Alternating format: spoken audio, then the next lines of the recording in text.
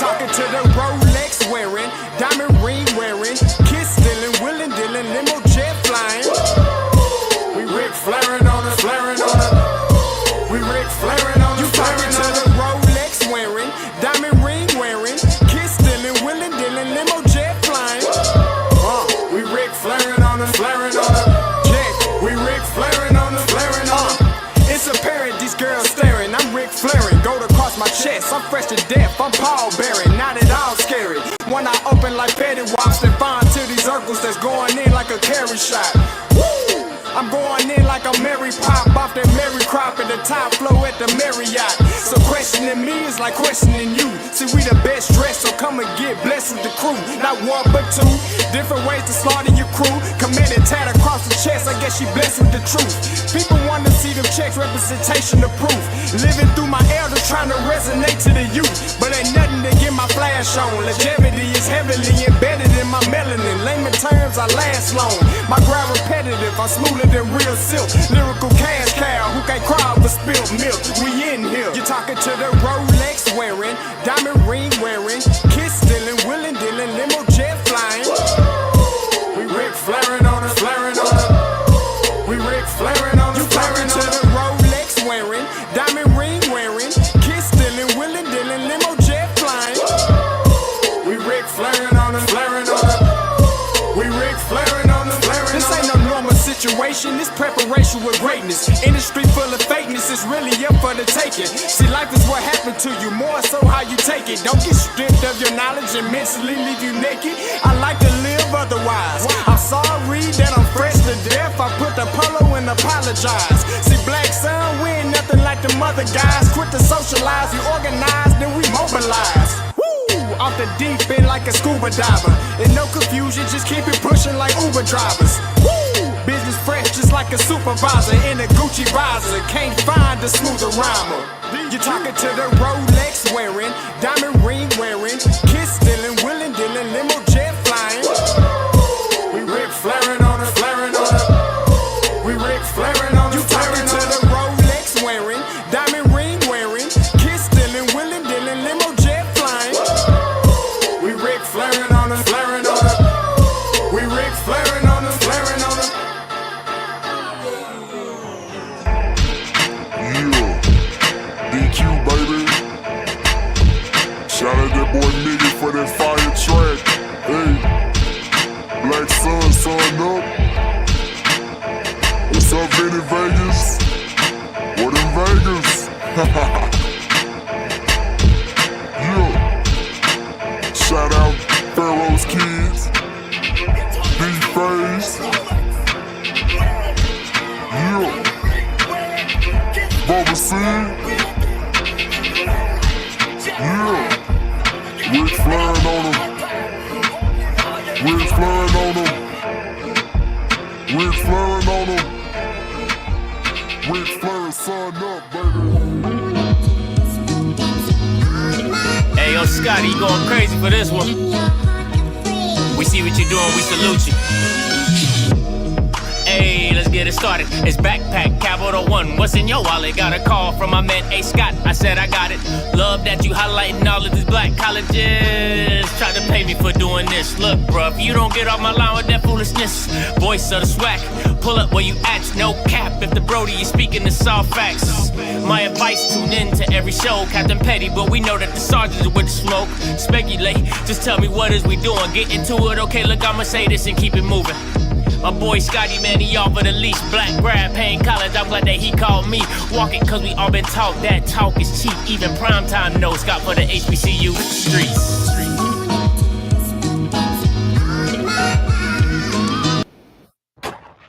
What is going on, everybody? It's your boy Scott with another one, man. Happy Saturday for some of us.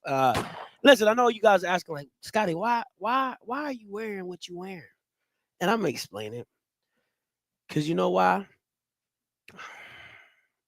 FAMU was some Nigerian scammers. FAMU was a Nigerian scammer.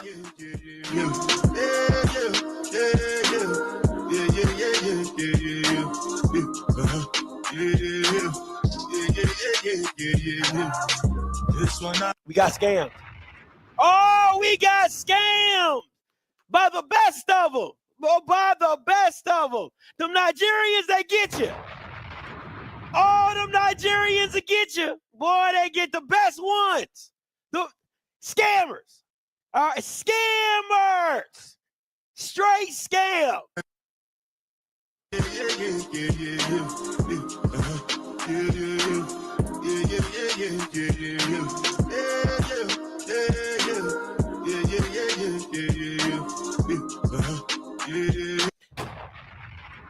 Yeah, that's how I feel.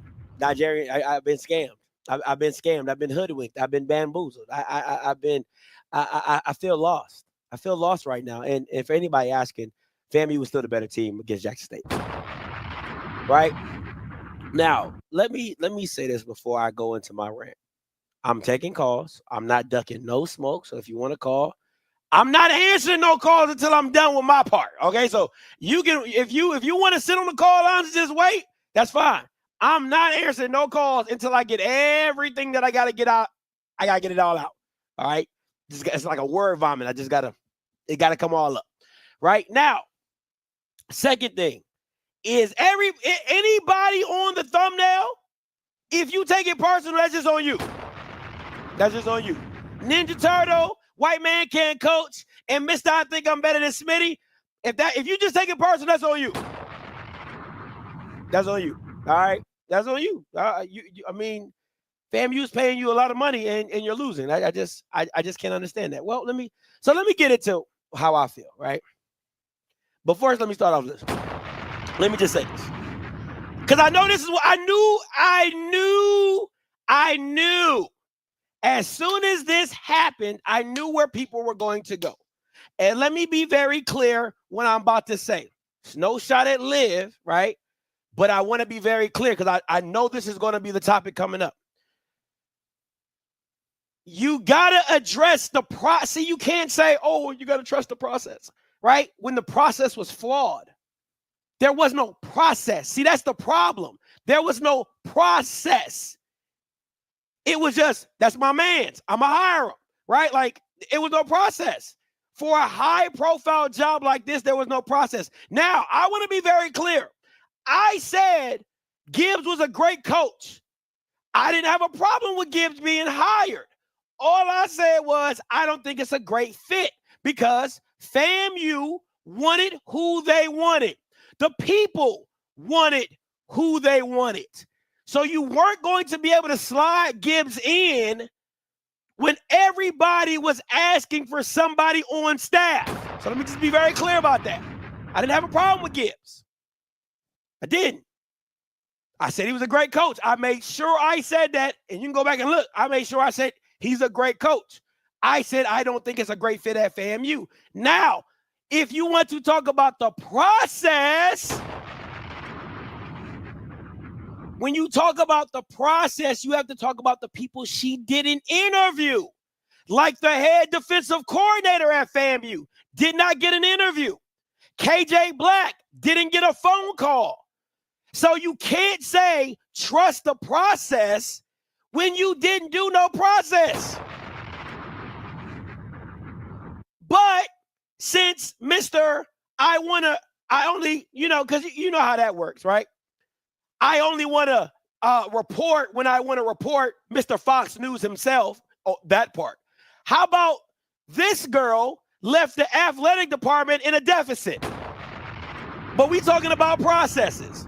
So before you come out and want to co-sign, on that part, Mr. Fox News, how about you do some reporting and do some investigation, not your cup of tea, but I get it, of her leaving the athletic department in a deficit. But that's a whole nother show. I'm going to leave that one alone, Mr. That Part. How about that part, Mr. That Part? Anyway, let us continue. Now, you know I love me some Angela Sims. Everybody know I love me some Angela Suggs. Everybody know I love me. Miss Suggs. Oh, my God. You got one job. You got one job, and that is to get rid of all these jokers. Ninja Turtle got to go. White Man Can't Coach got to go. And Milton Patterson got to go. Now, if Angela wants to pull the, hey, I'm going to give my guy another chance. Okay, give Ninja Turtle another chance. That's fine. I ain't going to be in the space next year. I don't give a damn. But I'll tell you this, he got to fire Ebony and Ivory. He got to fire Ebony and Ivory on his team. Both of them niggas got to go. Especially Joe Henry. Milton Patterson, he just suck. Joe Henry is ass. Now, I'm going to go into deeper why he's ass. Ass to cheeks, just bad. But Ebony and Ivory got to get fired. Ebony and Ivory got to get fired. If you want to keep Ninja Turtle for another year, he's on a 3-year contract, fine. Keep Ninja Turtle for another year. Whatever. I get it. I understand you don't want to do a 2-year buyout. Fine. But Ebony and Ivory cannot be on this team next year. Cannot be on this team next year. Cannot.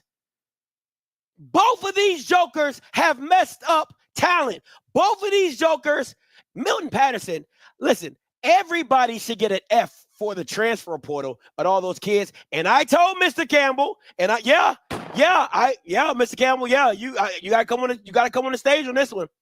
When you called me and told me about all the guys, Scotty, we got this guy, the portal guy. I said, Mr. Campbell, ain't none of them got no tape.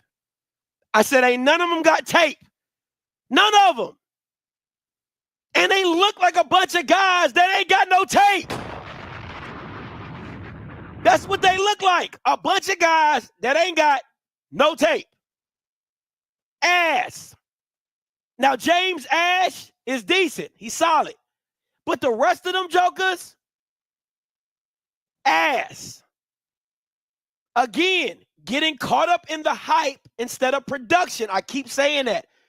Go get a guy with tape in a game, not a practice huddle. Stop doing that. Stop it. It's not going to get you very far. Now, let's dive even deeper. Let's take a recap. Let's talk about these 3 stooges, shall we? Let's talk about these 3 stooges. Now, listen, this dude, oh my God. When they say, I know a lot of you HBCU people, y'all be like, Scotty, man, the white ice ain't colder. This white ice ain't cold. It ain't ice. It ain't nothing. It ain't nothing. Listen, I want to be very clear. This was probably the worst. I won't say the worst. It's close to one of the worst. But I think this was a bad elevation, right? Because you elevate a guy who was the O-line and he was the OC last year in title.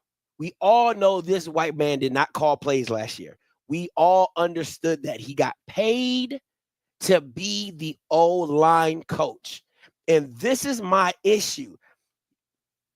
It's 2 parts, right? It's 2 parts. It's like you've been around the guy so much that nothing rubbed off on you. Nothing rubbed off on you. Like, just, sometimes, you around somebody cool, you just start talking cool. Like, you take some of the lingo. You feel me? Like, you take some of the lingo and be like, hey, like, what's goody? Like, hey, like, you start.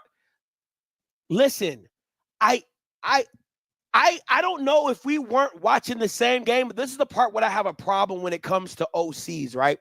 I have a problem with OCs because it's like, did you not see how the game was going?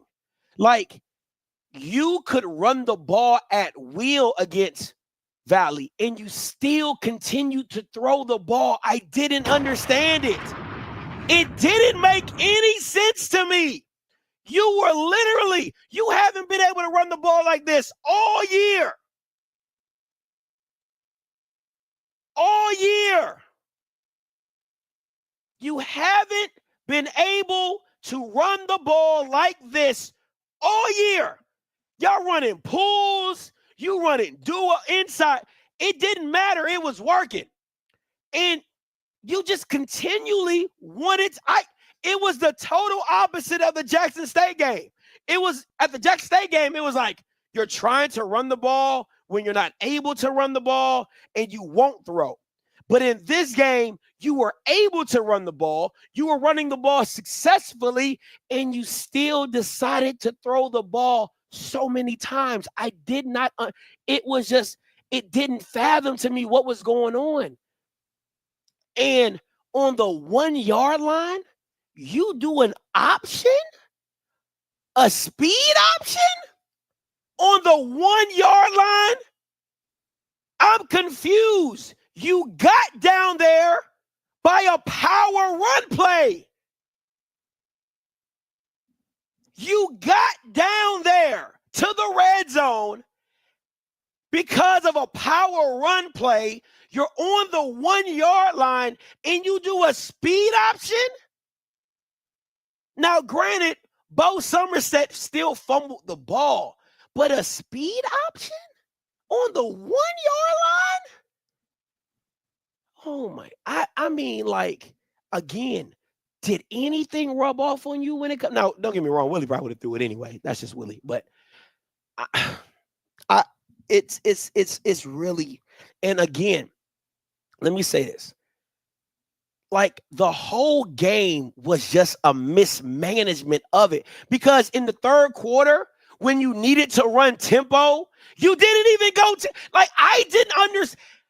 It was, I swear to God, the game, to me, I'm going to be honest with you, the game was lost. I know you guys are going to talk about the snap that went over.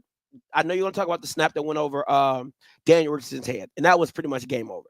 But the part to me that lost in the game was the two final drives in the third quarter where he threw the announcers was like, why is he throwing the ball when running has been so successful? He didn't go tempo. So it just didn't make, it was no logical sense of how he was managing the game. I was like, hey, listen, okay, why not run the ball here, methodically move the ball since you're not going tempo? I mean, you still can go tempo with running, right? But you were managing the game well if you just ran the ball. Like, it didn't make any sense to me. I just kept saying, why is he not running the ball? Kelvin Dean was getting off. Kelvin Dean was getting off. Who else? Bo Somerset Thad Franklin was getting off. It just didn't make sense to me why he didn't stick to the run. He went pass in the last two drives, and it just didn't work out in his favor. When, let me be very mindful, Valley was blitzing. I can't tell you what time Valley didn't bring 5 or 6 people. Valley was bringing 5 to 6 people every single down. They were coming from the edges. They were coming. No Diddy. No Diddy at all. No Diddy. So listen, man, this Bama is not good. Listen, if I'm Jeremiah Pruitt, I'm fucking Joe Henry up. I'm so serious. Like, if I'm Jeremiah Pruitt, number 0, I'm 6'5", 250, 260. I am going up aside Joe Henry's head. And this is why I'm telling you this. This Bama was on the Senior Bowl watch list.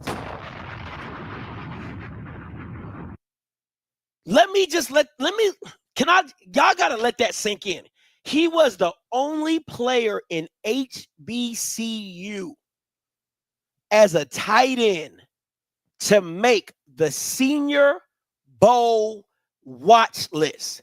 He didn't play the first 5 games of the first 6. I don't think he played the first 6 or 7 games of the season. He was on the bench against Troy, on the bench against Miami, on the bench. Games where he could have made a name for himself to get the Senior Bowl recognition that he needed, to get the stats that he needed. He was on the bench. But don't get me wrong, the tight ends, Kobe and them boys are good, but they got ball security issues. They've been fumbling all damn season.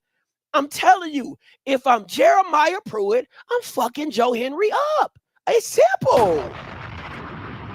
You got to come see me, white boy.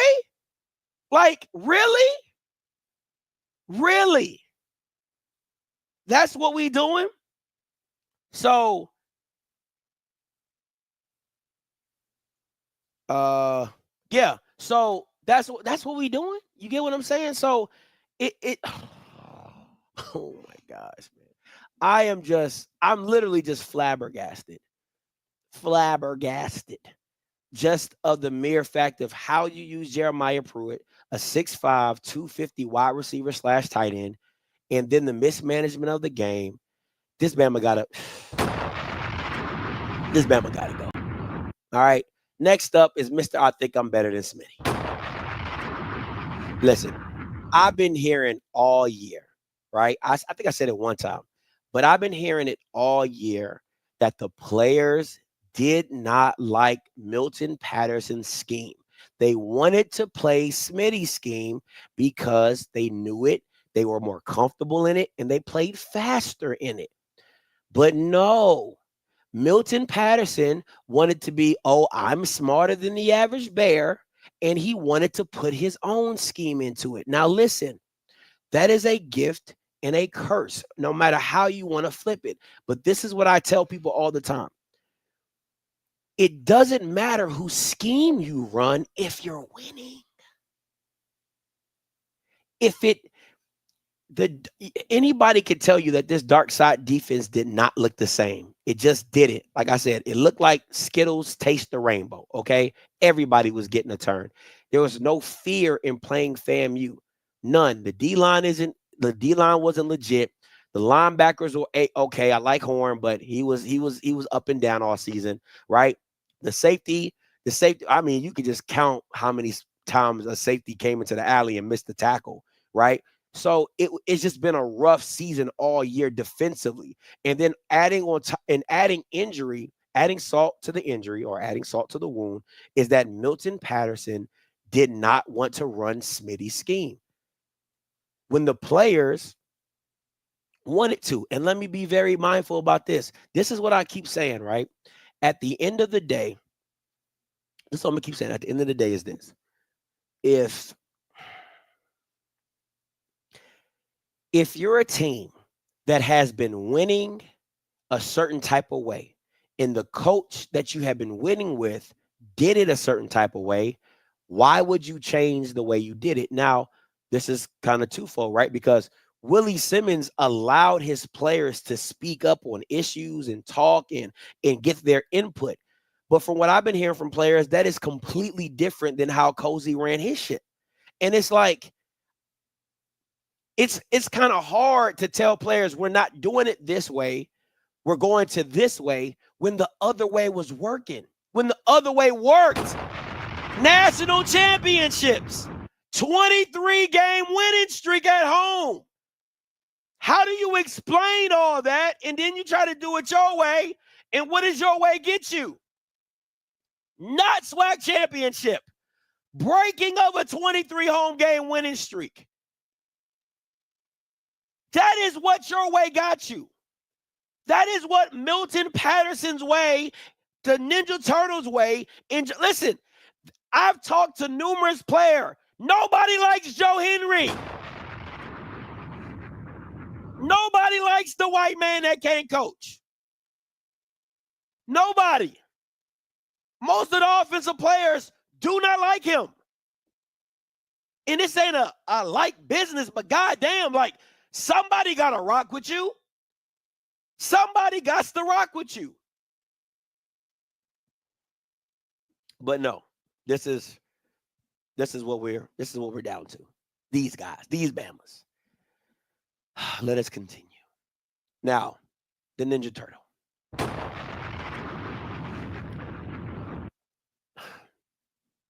Take your ass back across the tracks.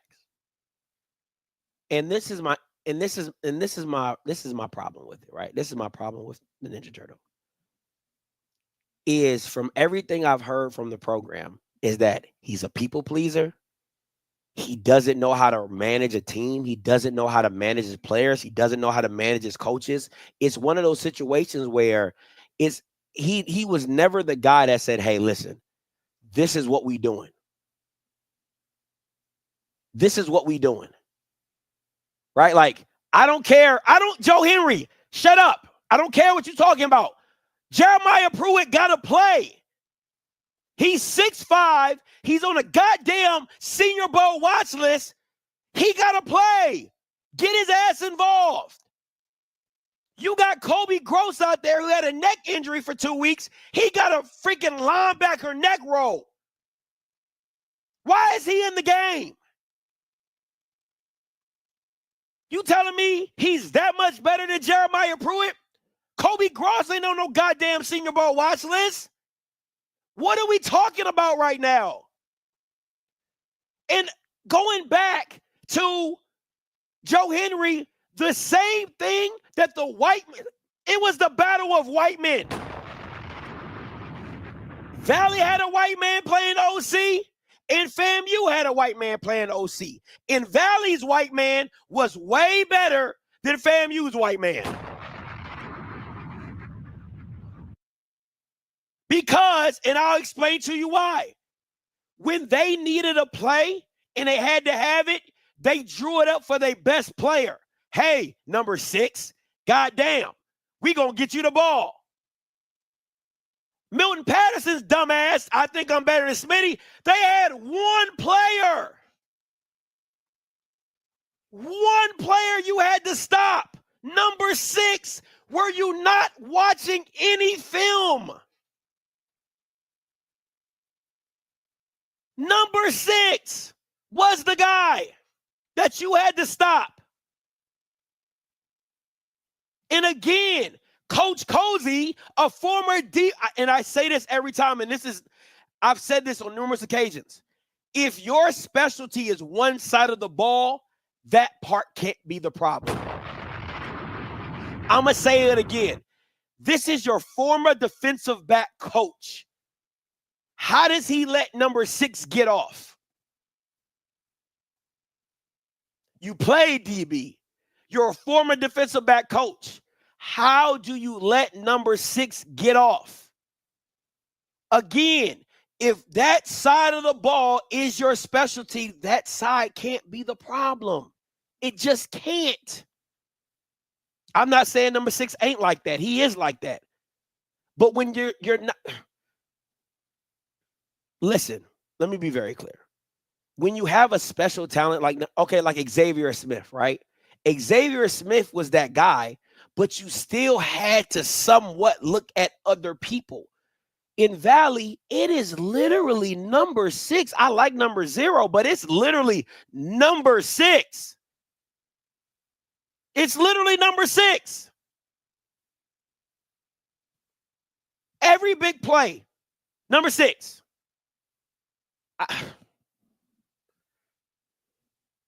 They rarely blitzed a sophomore QB. Like, you rarely blitzed Tigerian. I swear to God, every time he just back there patting the ball like this, like that. I'm like, where's the blitz? Why are you not trying to speed this guy up? I don't understand it. But again, I'm going to leave it up to Angela Suggs. It is on her. If you want to bring this Ninja Turtle back for another year, by all means, be my guest. But at the end of the day, he cannot bring back those assistant coaches. He has got to fire Ebony and Ivory. Got to fire both of them. It's no way you bring them jokers back. You can't. You can't. And the issue with Cozy is you don't know how deep his Rolodex is that he could just call up coaches and be like, hey, I need you. I need this. I need that.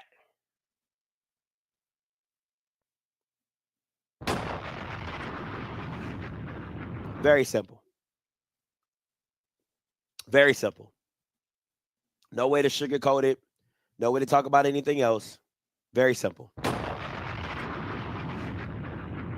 Very simple. It's fireable. You lost to an 0-10 team. You lost your home streak with all your starters. That's fireable. It's fireable. Again, if you want to keep Cozy, that's fine. But the OC and DC got to go. The OC and DC got to go. Got to go. Got to go. Now, Gotta give kudos to Eli Johnson, Kyle Williams. Gotta give kudos to them. Gotta give kudos to them. What I liked about Eli Johnson's game plan was very simple. They didn't do anything outside of themselves. They did not do anything outside of themselves. They kept everything within what they feel comfortable with. They didn't make time. First of all, Mr. I think I'm better than Smitty didn't force Eli Johnson to have to do anything different, right? But also Eli kept everything easy. And the one thing I also liked about him is you could say his play calls were very predictable in certain situations. But I like the simple fact of his 3rd and 1.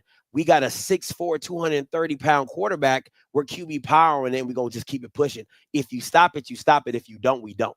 Right? So I have to give him credit for the game plan that he had. And listen, I got to give Kyle Williams the game plan that they had going into the game, right? The 5-6-man pressures really cause FAMU problems.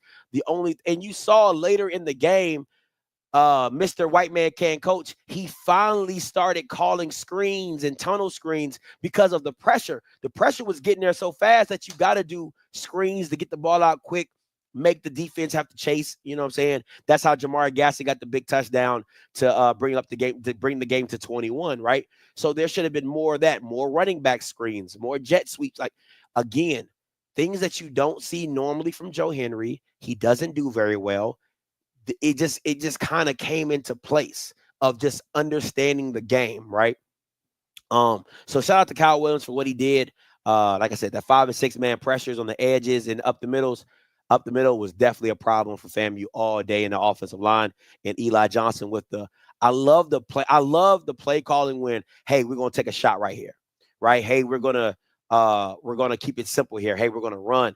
And a lot of their run plays kept them in manageable downs, right? Like, when you're a team that's been struggling, you want to stay in manageable downs, right? 2nd and 5, 2nd and 6, turn into 3rd and 2s, 3rd and 1s, right? That's an easier place to live when you have a run pass option than being 3rd and 7, 3rd and 8, right? Even 3rd and 5 against really good teams, right? So those are the things that I liked about how Eli called the game and moved the ball and things like that against FAMU. And listen, this kid right here, this kid is not an HBCU player. He's not. He's a G5 player. He's fringe power 4, but he's definitely G5. Like, this kid is a G5 player. Like, if you just see his speed, his wiggle, his ability to catch the ball, his punt return, the kid is special. The kid, anytime he touches the ball, the kid is special. He is not a HBCU player. He's just not. Him, Giovanni Gibson, those guys are just different. They're power 4, fringe. Giovanni Gibson's definitely power 4. He can definitely play power 4 football. This kid, he reminds me a lot of Tank Dell. Like, legit, he reminds me a lot of Tank Dell. I could see him going to the University of Houston. I could see him, playing at an SMU, on the ACC side, just those lower level fringe teams. He is that good. He just is. He just simply is, man. And the kid's special. So I wouldn't be somebody. He reminds me of Tank Dell or LaJohntay Webster, like the one that plays at Colorado. I think they literally what LaJohntay Webster does, or how you pronounce his name, what he does at Colorado, you can ask Nathan to do the same thing. Like, that's how special this kid is. He's really special. Really, really special, man. Shout out to him. All right. Now, I got 2 more slides and then call lines are open, right? Now, a lot of people ask me, Scotty, where do we go from here? Who are the coaches? And blah, blah, blah, and la, and blah, blah, blah, blah, blah, right? Okay, listen. If you want to go black, right? If you want to go black, you got Sam Shade. I think he's on a contract year from now. I think he's 1 year out of his contract. He might be on a contract year, right? You got Sam Shade. You can go grab him. He's a program builder, right? You can go Teddy Keaton. He's a program builder. You can go Maurice Flowers from Johnson C. Smith. Now, you might have some issues because down the stretch, he kind of dropped the ball. His team dropped the ball, but just being, he's a program builder, right? I'm not on the Fred McNair train. I'm not on that. KJ Black might be. He's definitely out your price range. I'm just saying that right now. He's out your price range. he is out your price range. But can't hurt to give him a call. And Dr. Henry Frazier, right? Turned around PV, went down to what? Virginia State. Winning at Virginia State. These are some guys, if you're looking for black, right? Because I know FAMU's on that, we don't want no white head coach type stuff. So this is black. These some black guys if you want them. I'm just saying. I think these are great hires. Because listen, when you get a new coach, you need a program builder, right? Like, especially when you're losing a lot of talent senior wise. You're losing a lot of senior talent, a lot of experience. I know Kendall Bowler's gone. I think Kelvin Dean is going to be gone. I think Thad Franklin's going to be gone. Daniel Richardson's going to be gone, right? So you have to do a lot of program rebuilding if that's where you want to go, right? That's where you want to go. All right. If you want to go white,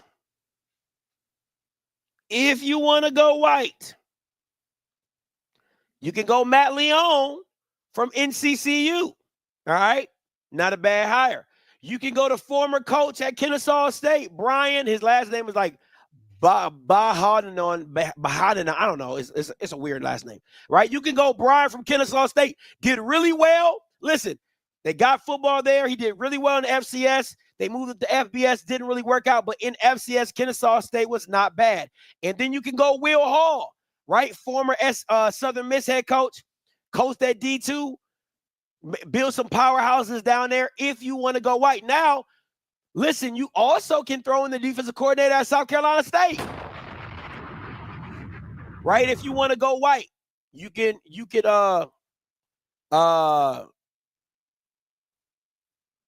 know what I'm saying? So if you want to go white, you can go South Carolina State defensive coordinator. You know what I'm saying? You can go there. You can go Will Hall. You can go Brian. You can go Matt Leon.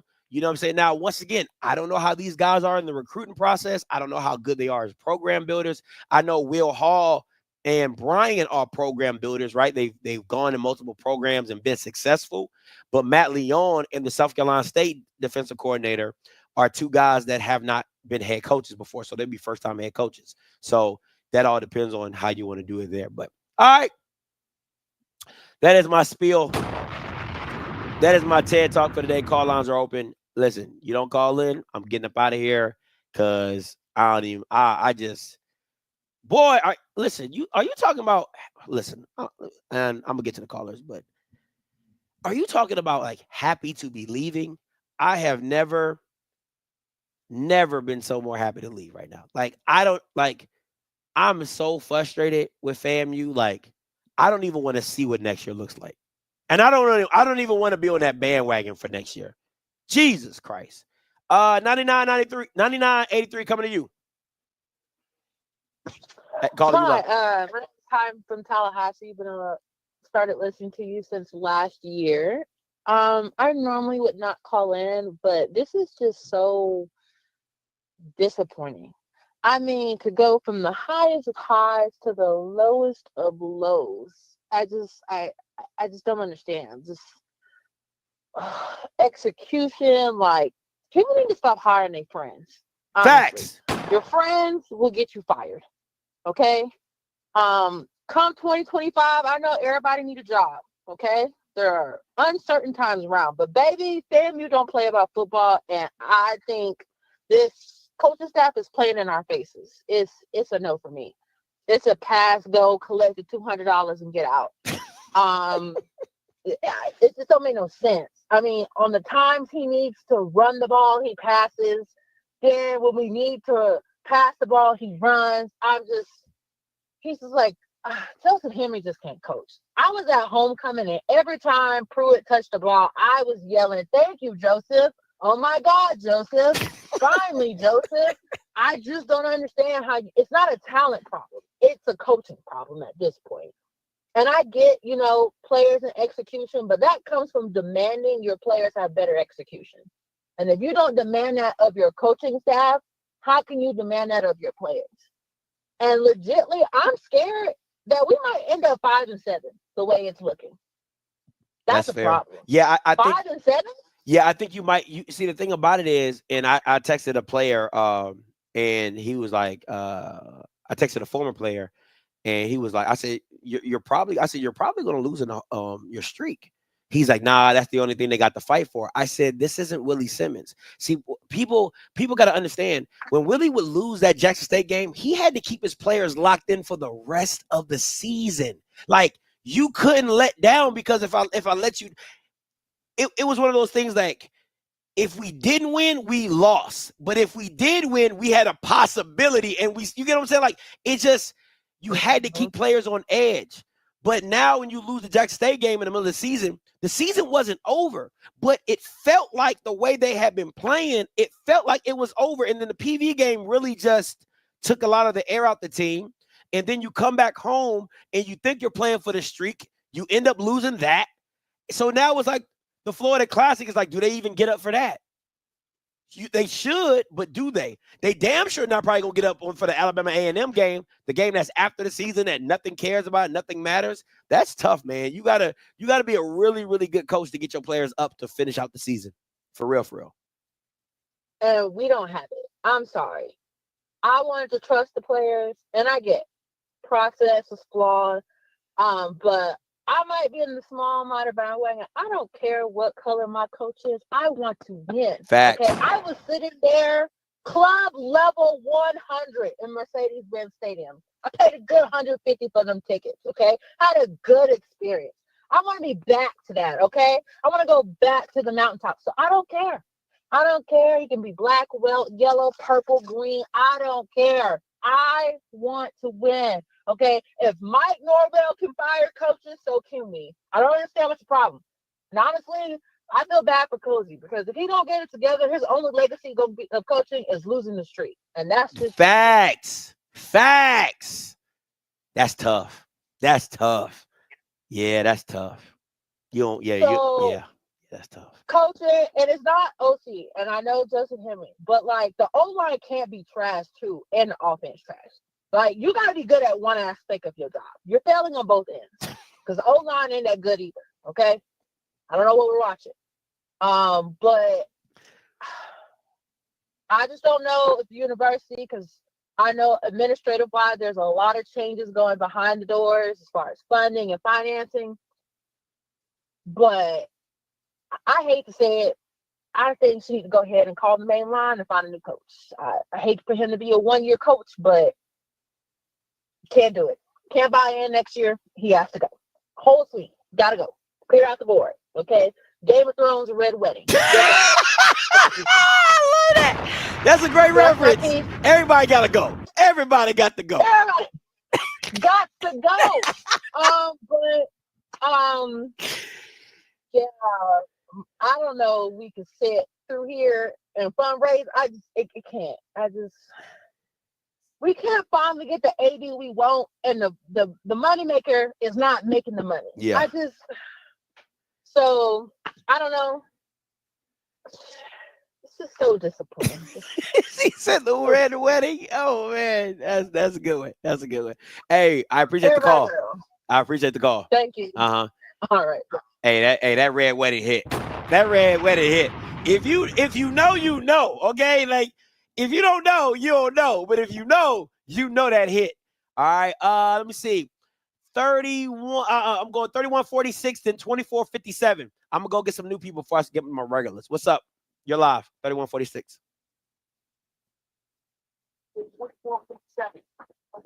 31-46. You live.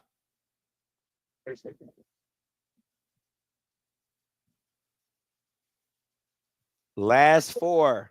31-46. You're live. Hello? Yes, you're live. Hello? Yeah.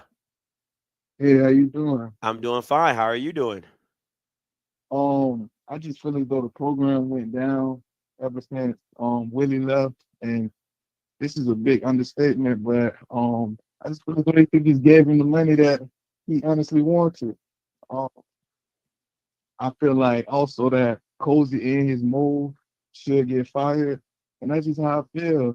Like the program, it just hasn't been the same ever since Willie left, and I'm embarrassed to call myself a fan of FAMU at this point. That's tough. Now, I'm not gonna lie to you. I don't think there's no amount of money that was gonna keep Willie. I'm not gonna lie to you.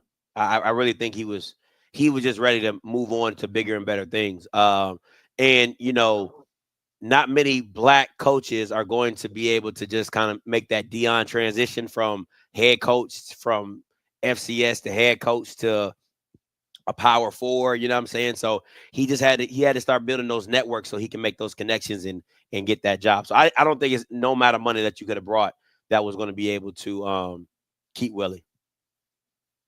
Yeah, for sure. But yeah, it's really embarrassing. But I appreciate you answering my call though. Hey, appreciate you. 2457 coming to you. Yes, sir. Yes, ma'am. Yes, sir. Who's this? Wisdom Anderson, former FAMU player, journalist, writer, AM 1300 is on out here often. I work for UT, but let's get straight to the bullshit, okay? Talk to me. So you talked about coaches, right? Mm-hmm. Cozy was not the coach that was supposed to be picked. It was supposed to be Smitty. That's why Smitty left the day they announced Cozy as the coach. Smitty was actually supposed to be the coach. It was vetoed.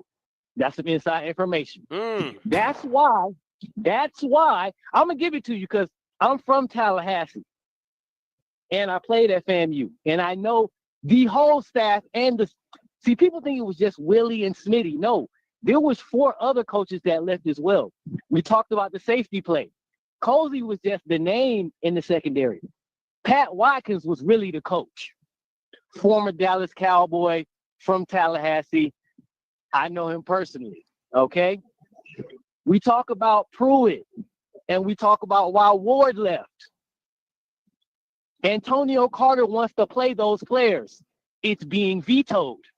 There we go. I'm going to give you some more information, okay? So let's keep the train rolling, all right? Now, when we talk about Willie leaving, yes, Willie wanted to go to greener pastures, okay? But he was going to stay one more year. Had they just bumped it up one more 100,000. Give you a little bit more information, okay? He was going to stay one more year because a lot of people skip over the fact that he said, and people, see, I was at the Celebration Bowl, okay? A lot of people miss when he said the team we got coming next year is better than this year's team. That was a fact. We had a lot of players walk away. We had a lot of players leave when Devin Richpress left. Somebody I also know personally, okay? Yeah. When he left, we lost a lot of recruits that were very instrumental. And if the players that were gonna come to FAMU, we lose one game. We beat Troy. No question about it if Willie stays. We beat Troy. Without a doubt. Now, let's get to this season, because I was at the PV game. I was at the first game, the Sweat and Egg Challenge, which I also covered. And I said, in the writer's room, in the journalist room, Milton Patterson is going to get this team discombobulated. Okay? This is the reason why, as a former player, knowing what I know, as a former defensive player, okay? You have to call the scheme according to the players that you have, not according to your scheme. Not according to your scheme. So the scheme he's trying to run is a scheme that would have worked if we still had the 3 defensive linemen that left and our top linebacker that left the day Smitty didn't receive the job. It would have worked for that. You know why? Because you can rush 4 when you have 6 or 7 legit defensive linemen. We're literally playing with 4 people. We're literally playing with 4. And the guy Smith, number 23, that's now being hybrid linebacker, he was never supposed to play DN. Last year, they were only bringing him in at DN to only rush the passer. I don't even know if people noticed that. He was playing linebacker last year. They moved him down because we lost our 2 defensive ends and a defensive tackle. So now he's trying to play a zone when you brought in corners that are man specialists that never played zone before. He has corners that are specialists in man from high school. All the guys that we bring back from Power Fives and all that, they're from Florida. In Florida, we rarely run zone as a high school. You are taught since juniors to run man coverage. That is why Kendall Bowler is so good. And this is another thing. If you have one player, let's take it back to the Troy game, and I got a guy that's gonna go to the NFL in Kendall Bowler, you're following their best receiver around everywhere he goes. If he in the slot, you in the slot. Make an adjustment, coordinator. That's fair.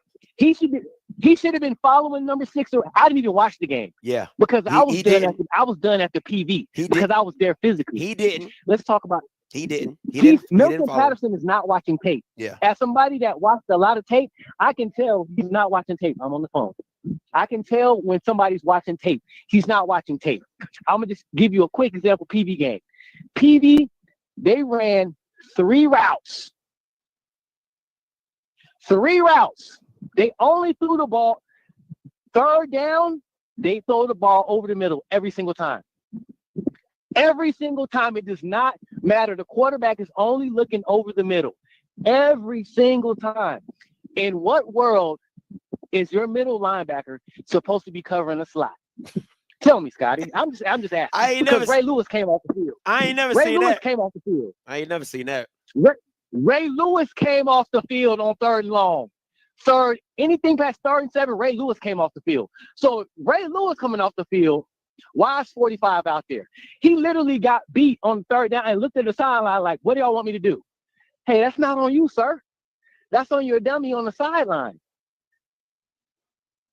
I'm going to ask you a question, Scotty. Talk to me. If we punt the ball and we have them inside the 1-yard line, if you're a defensive coordinator, what are you going to do on the first play? I'm blitzing. Exactly. Tell me why Milton Patterson had 2 high safeties. Everybody in the stadium knows they're going to run the ball. So you let them run for 6 yards. They really should have had a 99-yard drive. Unfortunately, the quarterback, when he finally blitzed, made a bad throw and we intercepted it. Oh, my gosh. So if you're limited in your defensive line, you have corners that are good at man and not good at zone. Because I'm literally watching this. See, as somebody that's a former player and like a journalist, and I have to watch a lot of football, I watch the nuances of the game. After a play happens, I look at the players. Let me see what's going on. After every 3rd down, after every time somebody catches the ball in FAMU secondary, they are confused on who's supposed to be where. Because they don't know the scheme, because they're used to playing a simplified brand of football. He's trying to overcomplicate it. When I say overcomplicate it, let's shift to Henry. Hey, William, okay? real quick. I want people to understand what the former scheme was and what they're doing now. Because what I remember, and I saw it up close and personal in South Carolina State.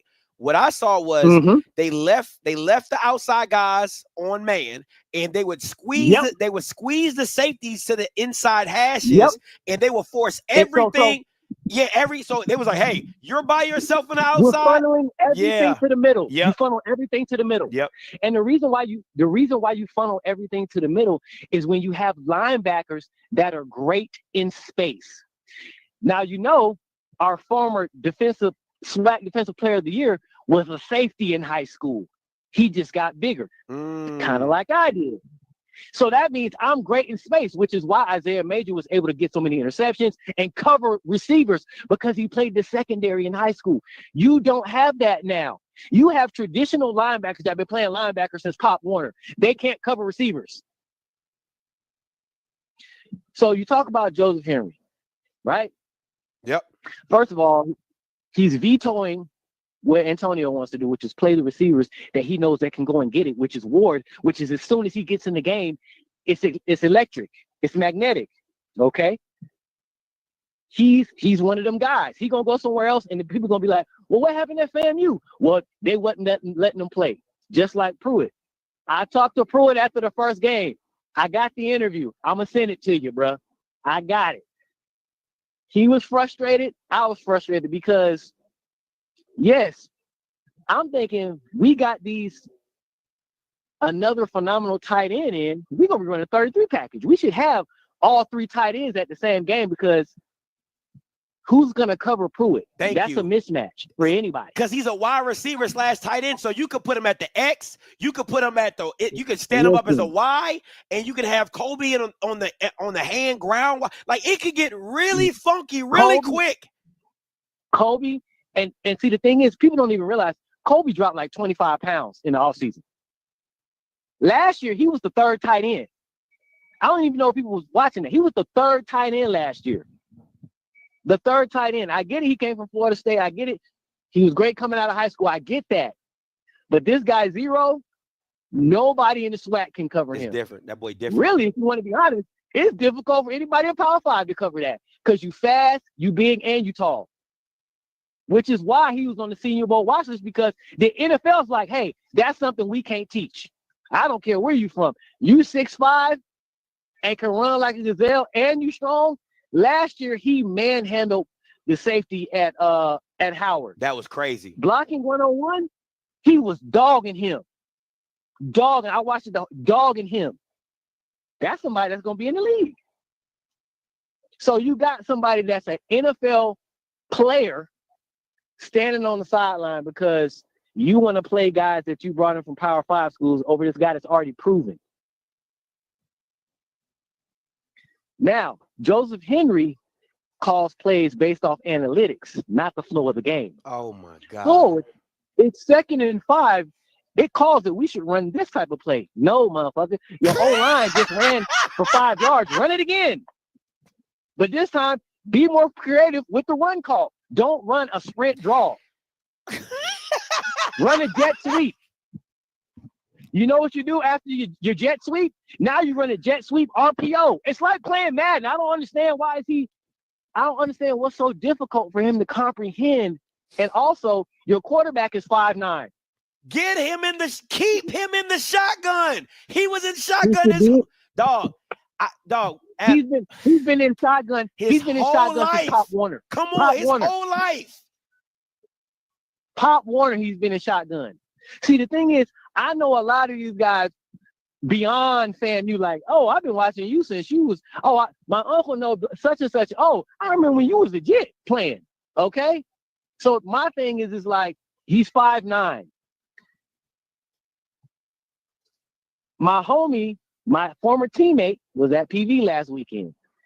Offensive lineman. He said, hey, why the hell are we rotating linemen? He said, you got to get in the groove as an offensive lineman or you'll never be able to block anybody in the 3rd quarter because you don't know what they're going to do. You're not out there enough. I said, dang, I never thought about it like that. I thought they was trying to keep them fresh. He said, I don't know what world they do that in. He said, but as an offensive lineman, that's the easiest job in the world. He said, you're only moving about 3 to 4 yards every play. You're not sprinting downfield. He said, it's very hard for you to get tired. He said, they shouldn't be rotating linemen. He said, that's messing everybody up. I said, dang, I never thought about it like that. Because I'm wondering, why are we giving up so much pressure? He was like, because they keep rotating and switching people around. You can't get in the groove like that. So who's the offensive line coach? Oh, Joseph Henry. Oh, okay. There it is. There it is. And so he refuses to get in the shotgun. He won't sprint out. If you notice, Richardson's most accurate throws are on the run. Yep. You can pull them all up. His most accurate and powerful throws are on the run. When he has to sit in the pocket and throw off his back foot, it's not as accurate. He's very sometimey and it's not as powerful. But when he's on the run moving, dots every time. Every single time. Tell me I'm lying. No, you're not, because usually his best ones are when they do those smash concepts with a sprint rollout, and they have like the hitch on the outside and the corner. He be killing that hitch. Exactly. He be killing that hitch. And one more thing I have to say about personnel. You have an X factor standing on the sideline in number 85. Why your O-line is getting pressure? Why is it taking you to the 3rd quarter, 4th quarter to run screens? You should be running screens in the first quarter to slow the blitz package down. So now you can really run what you want to run, Joseph Henry, if that's what you're trying to do. But it's almost like his screen is a bailout or a last-ditch effort. And that's why the whole staff needs to go. The only person that you should really keep is the strength and conditioning coach. I'm gonna keep it a buck with you. You keep Antonio because he's a great wide receivers coach. If you notice, the wide receivers when they out there, they do it. They do that. Listen, bro. I'm seeing wide receivers. I'm like, yo, who's this Quan Lee kid? Who's this Lockhart kid? Listen, let me tell you. When it comes to finding receivers in the state of Florida, you can flip over a rock and find you a great one. Literally. Quan Lee been like that. These guys that are transferring in, they're coming to FAMU because they know if I go to FAMU and get off as a receiver because I'm really like that, I can go to the league. Xavier's already there. FAMU is known for great wide receivers. I always tell people, like, do y'all know who Cannon Lamb is? Rod Smith? Y'all don't even know who these people are. Like, do you know who Jaquay Nunnally is? Like, do you know? Go look up FAMU wide receivers and see Roosevelt Kaiser, people that have caught over 250 yards in a game. I was there. I seen it myself. Like, FAMU puts out great wide receivers, but we have a great wide receiver coach in Antonio Carter, which is why wide receivers want to come to FAMU. But they'll also leave if they're not getting the touches they're supposed to be getting, which is what Willie did last year, which was, hey, I got a package specifically for Jamar Shareed. I got 5 plays designed specifically for him. Yep. I got 5 plays specifically designed for Pruitt. See, last year there was packages for players. Like you said earlier in the broadcast, hey, if I need 6 yards. Okay, who do I want to go to? Who do I know is going to break the tackle? Well, you know what? Let me get it to Quan Lee. I don't know if you know Quan Lee. The first guy never tackles him. The first guy never tackles him. Man, listen. Either he misses or he breaks the tackle. This is my thing, though. The one thing I loved about what Willie would do with K-Dot is you kind of knew how gidgety and gadgety he would use them. Wheel routes, jet sweeps, screens, like just get the ball in his hand. That's the same thing with Jamari Gassett. Like, you just got to get the ball in that kid's hand, and you see it with the screen. Like Lockhart, how does that kid never touch the field offensively? Like, that doesn't make any sense to me. Because when somebody is focused on analytics like Henry, he thinks that a certain body type should be in the game, a certain type of route runner should be in the game. And that's why coaches like that will never be successful, because you have to call within the flow of the game. If I got a guy that got real good wiggle, I don't care if he's 5'7", $155. If I know he can make one player miss and take it a distance, get out there. Now, don't get me wrong. Don't get me wrong. Ace Cobb, another specimen. Okay, you don't just find 6'4" guys walking around that can run like that. Yeah. And people don't even realize. A lot of people don't even realize he's hurt. He got hurt on homecoming. He had to get surgery on his arm. People are like, well, where is he? He got hurt. And it's no drop off because you still got Quan. You still got this drop off. It's it doesn't. In FAMU's offense, it doesn't matter who you put out there. Yeah. Right now, the cupboard and the amount of talent at FAMU right now will be a great coach's dream, because literally it's plug and play, which is why Willie said what he said last year. Like, hey, the team we got coming in next year is actually better than this team. Because I know personally what was coming in, and yes, it was. Like, I'm be honest with you, to all the other SWAC people that's listening right now, you better be glad Willie left. You better get us now. Because if we get a comparable coach to come in, it's guys that's true freshmen right now that could be playing, but they're not playing because there are people better than them in front of them. There's guys literally, as soon as Ward said he was transferring, we got JSU people in the thread. Come on over, because you know he a dog. You know, if somebody coming from FAMU, you know they cut from a different cloth. Let's just keep it a buck. Let's keep it a bean. Okay. And what's Let's keep crazy? it a bean. What's crazy is the kid number 6 from Valley. He from Florida, Eustis. He from Eustis, Florida. I know he's from Eustis. I saw when they got him, I was like, how do we let that one get away? But you know what? See, in Florida, what happens is when guys leave the state of Florida, a lot of times they want to go to a Miami. They want to go to a Florida State. They want to come to FAM, UCF. But they look on the depth chart and they say, dang, I know Buddy. Yeah, I remember Buddy. Yeah. And it's like, dang, I know I may not get on the field for 3 years. And today's players cannot take that. They need to get theirs right now. They got to get it right now. Like, as soon as I get there, I need to be starting. The days of players waiting 2 years to get on the field are over. UT, I report on UT. UT going through the same thing right now. We just had 2 receivers leave because they're not getting on the field like they want to be getting on the field. And trust me, they are like that. They are dogs. But it's people in front of them that are just a little bit better. It is what it is, Scotty. It is what it is. I want to tell the SWAC, hey, get us while you can. PV, we owe you one. JSU, you escaped because the vet was quiet as a church mouse. You could hear a rat piss on cotton up in there. All right, let's keep it a bean. If not for incompetent coaches, I'll tell you this. If FAMU would have won, like you're right, if FAMU wins the Jackson State game, we're not even talking about this right now. We're not. Because I believe this is my thought process.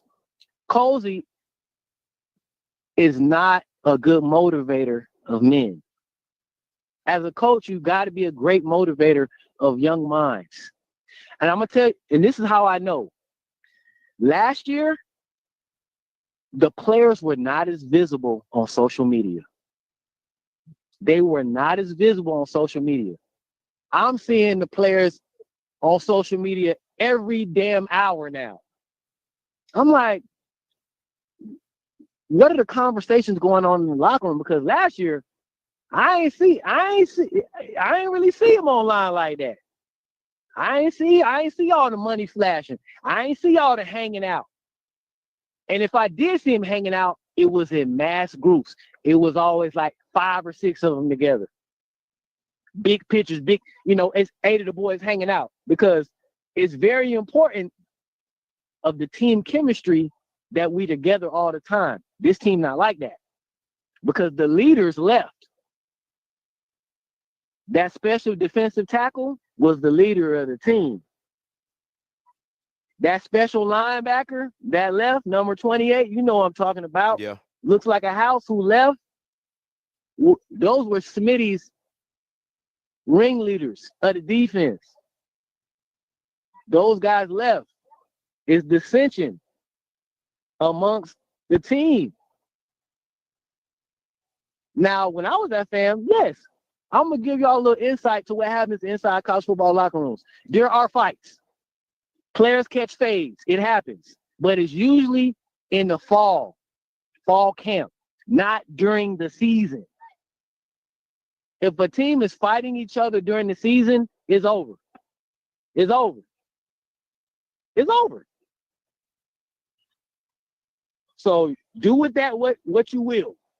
But I'm just giving y'all a little bit of insight. I'm Wisdom Anderson. I'm gonna tap in with you. Yeah, I'm gonna text you back. I got your text message. I'm gonna hit you back. Yes, sir. All right, hey, brother. y'all have a good one. Hey, appreciate the call, man. Appreciate it, man. We need more guys like that.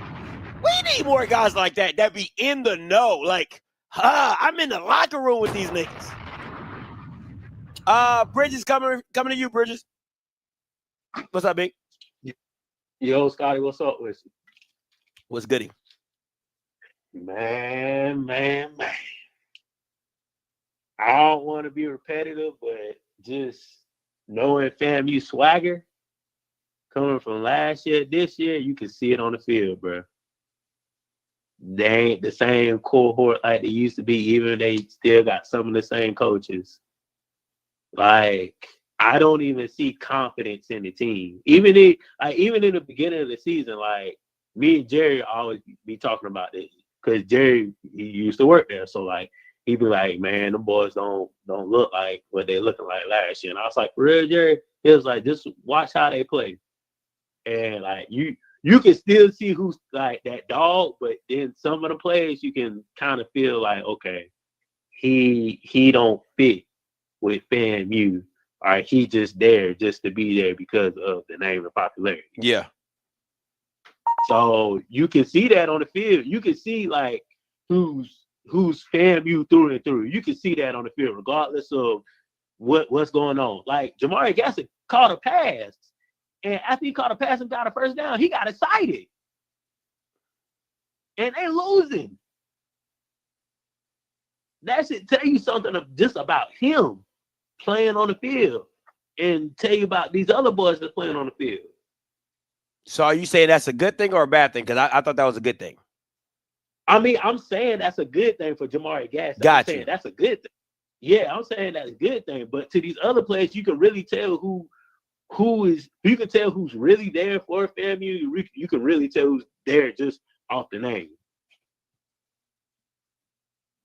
So I mean, to me, I don't know if I'm 50-50 right now. I don't know if you fire him or not, but I know you got to get some new people in your space. I just know that to me, it always starts with the head man, no Diddy, right? Like it always starts with the top guy.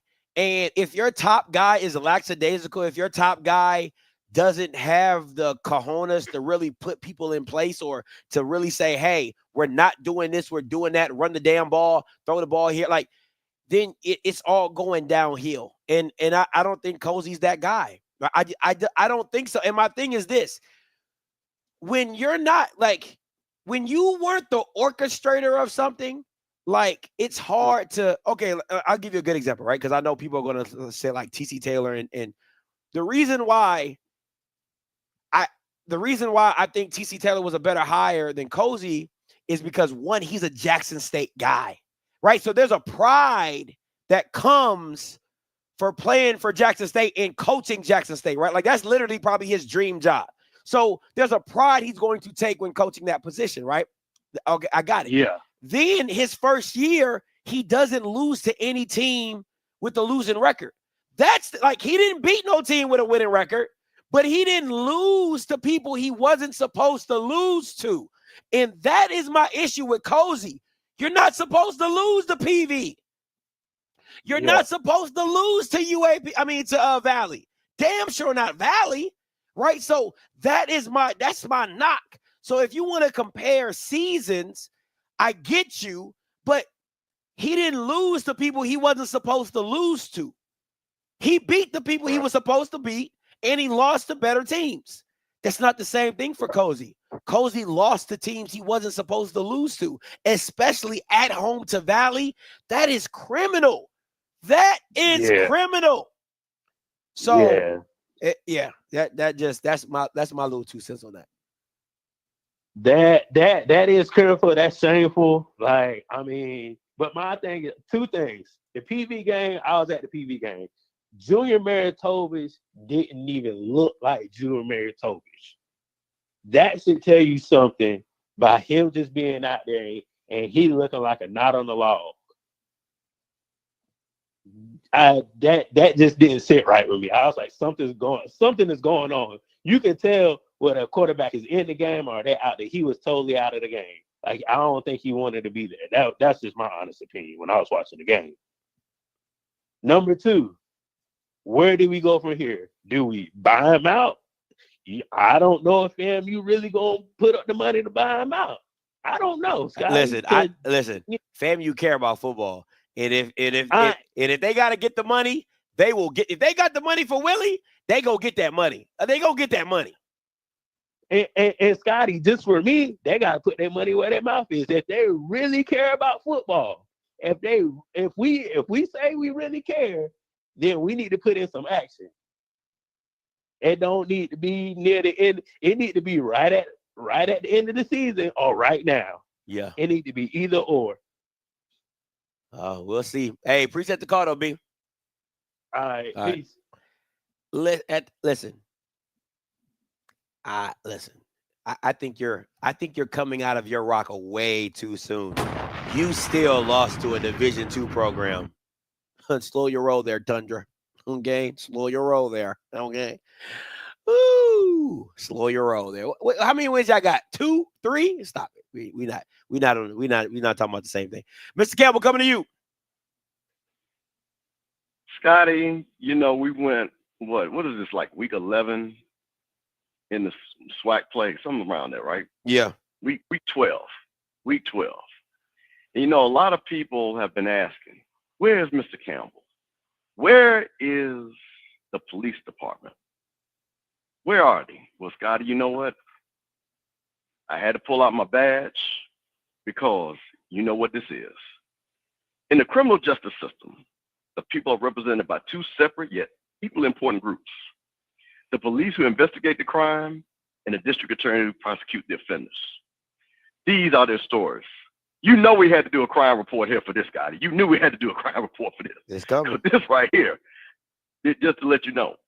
So, Scotty, at approximately 5 p.m. Eastern Time, the OFFSCRIPT crime unit was called to 1601 South Martin Luther King Jr. Boulevard, Tallahassee, Florida.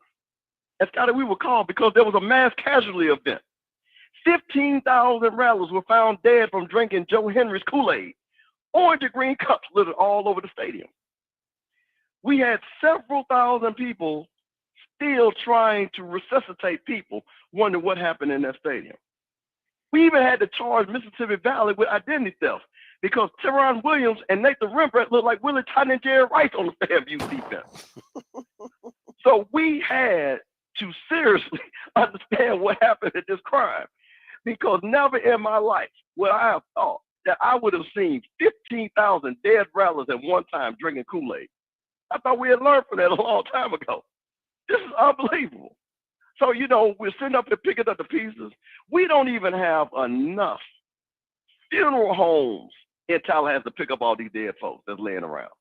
We got to get people from Jacksonville to come in.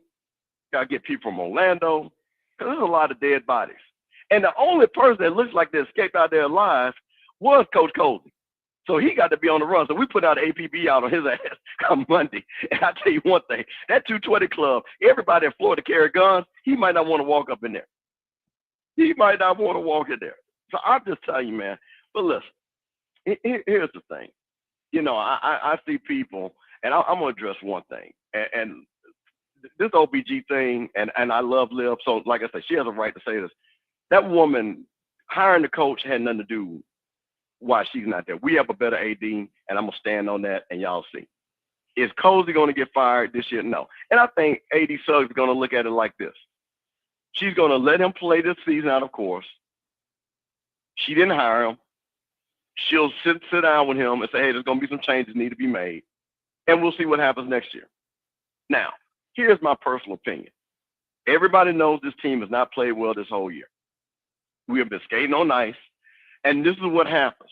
But the thing about it is, and Coach Henry he can't come back. And this is why he can't come back. Because there are things that anybody that knows football, and we have seen this time. I saw it at the Jack State game. I saw it in this game, and I saw it in Prairie View. When there was plays that were obvious plays to call, just obvious. Like they said, like Wisdom said, playing Madden. And you're sitting up there, and you're on 1st and 1. And you run an option that we have not run the whole year. And anybody knows that plays football, the option is a very tricky play if you don't run that every day. It's a lot of things that could go wrong. And guess what happened? It went wrong. That is the game literally right there. We get down there again. I don't mind the first play call. You try to go to number 4 because Gassett is out, because he pulled his hamstring or whatever. But now see, this is the time when you get under center. You know how we always say, why guess that? You have dominated the line of scrimmage. Why you don't get under center right then and run the ball? See, this is what we don't understand. You don't get under center when you need to get under center. And then when you don't need to get under center, when everybody knows you're going to run that same simple play, and then you get stopped on 4th down, like we saw against Jack State, like we saw against South Carolina State, like we saw against Norfolk, like we saw against Southern, on and on and on. So this is the thing when you sit back looking at. So I'm going to be honest with you. As a FAMU fan, this was the best thing that could happen to FAMU losing this game and losing the streak to this team. Woo. Because, see, now it can't be no excuse. Because, see, you know what happened last week? You know what people said? Oh, Richardson was hurt. We would have won if Richardson was there. That's what you heard, right? Yeah. But, see, now you can't say that. You lost to a team that had lost 15 games in a row. A team that was 0-10. That did, and bless Valley's heart. Because I'm going to give Valley credit. They played for their fallen comrades. They played a well-managed game, and they played with intensity. What has FAMU not done? And I think Bridges has said, I think Wilson talked about it. See, the one thing I never liked about this team was when they say we don't lose and brag. No. Them other teams don't lose and brag. You have to prove that you can own that. See, the worst thing was somebody try to ride on your clout. Those other teams for 4 years built that. And what we did not see this whole year was a level of discipline that needed to be a champion. That's fair. How many times did we see penalties, personal fouls, not understanding the lineup? These are things that go on the coaches. Now, listen, I wanted Coach Cozy because, again, I understood the whole dynamic of the coaches search. And I knew the cluster F that it was. And I knew we weren't going to be able to get certain guys because of what was going on. But Coach Cozy is going to have to look in the mirror and say, am I going to allow this to keep going on? Because you can't go to week 12 and talking about, well, you know, we still got guys playing out of position and we got guys making mistakes. Bro, that ain't the players no more. That's the coaches. Because if I see players keep doing the same thing over and over again, you're either allowing it or you're coaching it. That's the rule. You're either allowing it or you're coaching it. Allowing it or you're coaching it. Yep. And then you got Gasson, who is clearly the best player on the team. And you know what's crazy? And listen, 21, Lee and Cobb and all those guys. But man, listen, I'm going to say this again. You know how many catches that Gasson had? 3.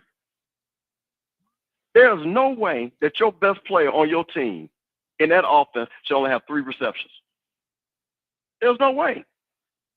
So the question is, Joe Henry, what are you looking at that we don't see? Because there's no way I got a guy this explosive. And that guy, every time that guy, that boy, Rembrandt, 7 catches, 130 yards. The kid Burns, same thing last week. Yep. Why has I got not 7 catches, 8 catches, 9 catches, 10 catches? You got to throw this kid the ball and let him make something happen. But this is the thing. So now, here's the thing why I will say for FAMU people. You won your championship. That was last year. Now, the question is going to be, what is this team going to do next week against Bethune-Cookman and Alabama? Because that was the game I was really worried about. But now, as somebody called earlier, you can either finish 7-5 or you can really finish 5-7 because there ain't going to be no in between. I don't think we're going to go. We're either going to win 2 or lose 2. And that's what we need to figure out. We lose 2, then everybody other than Cozy, because like I said, they're not going to fire him after 1 year. They got to go because there's no way you can sit back there and say that you did a good job with this team because this team did have talent. Because there's no way we get down there again. And I saw this same thing as Prairie View. Nothing against Prairie View. They played hard. I'm always going to give a team credit. But when I see bad plays being made, just like again at this FAMU, 2 touchdowns, well, we're in there to score 2 touchdowns. And we don't execute, that's on the coaches, man. That's on the coaches. So take your ass whooping like you got. Congratulations to Valley. And now you know where you at this year. Because, see, ain't no bragging different this year. But I'm going to tell you, the only thing different is losing.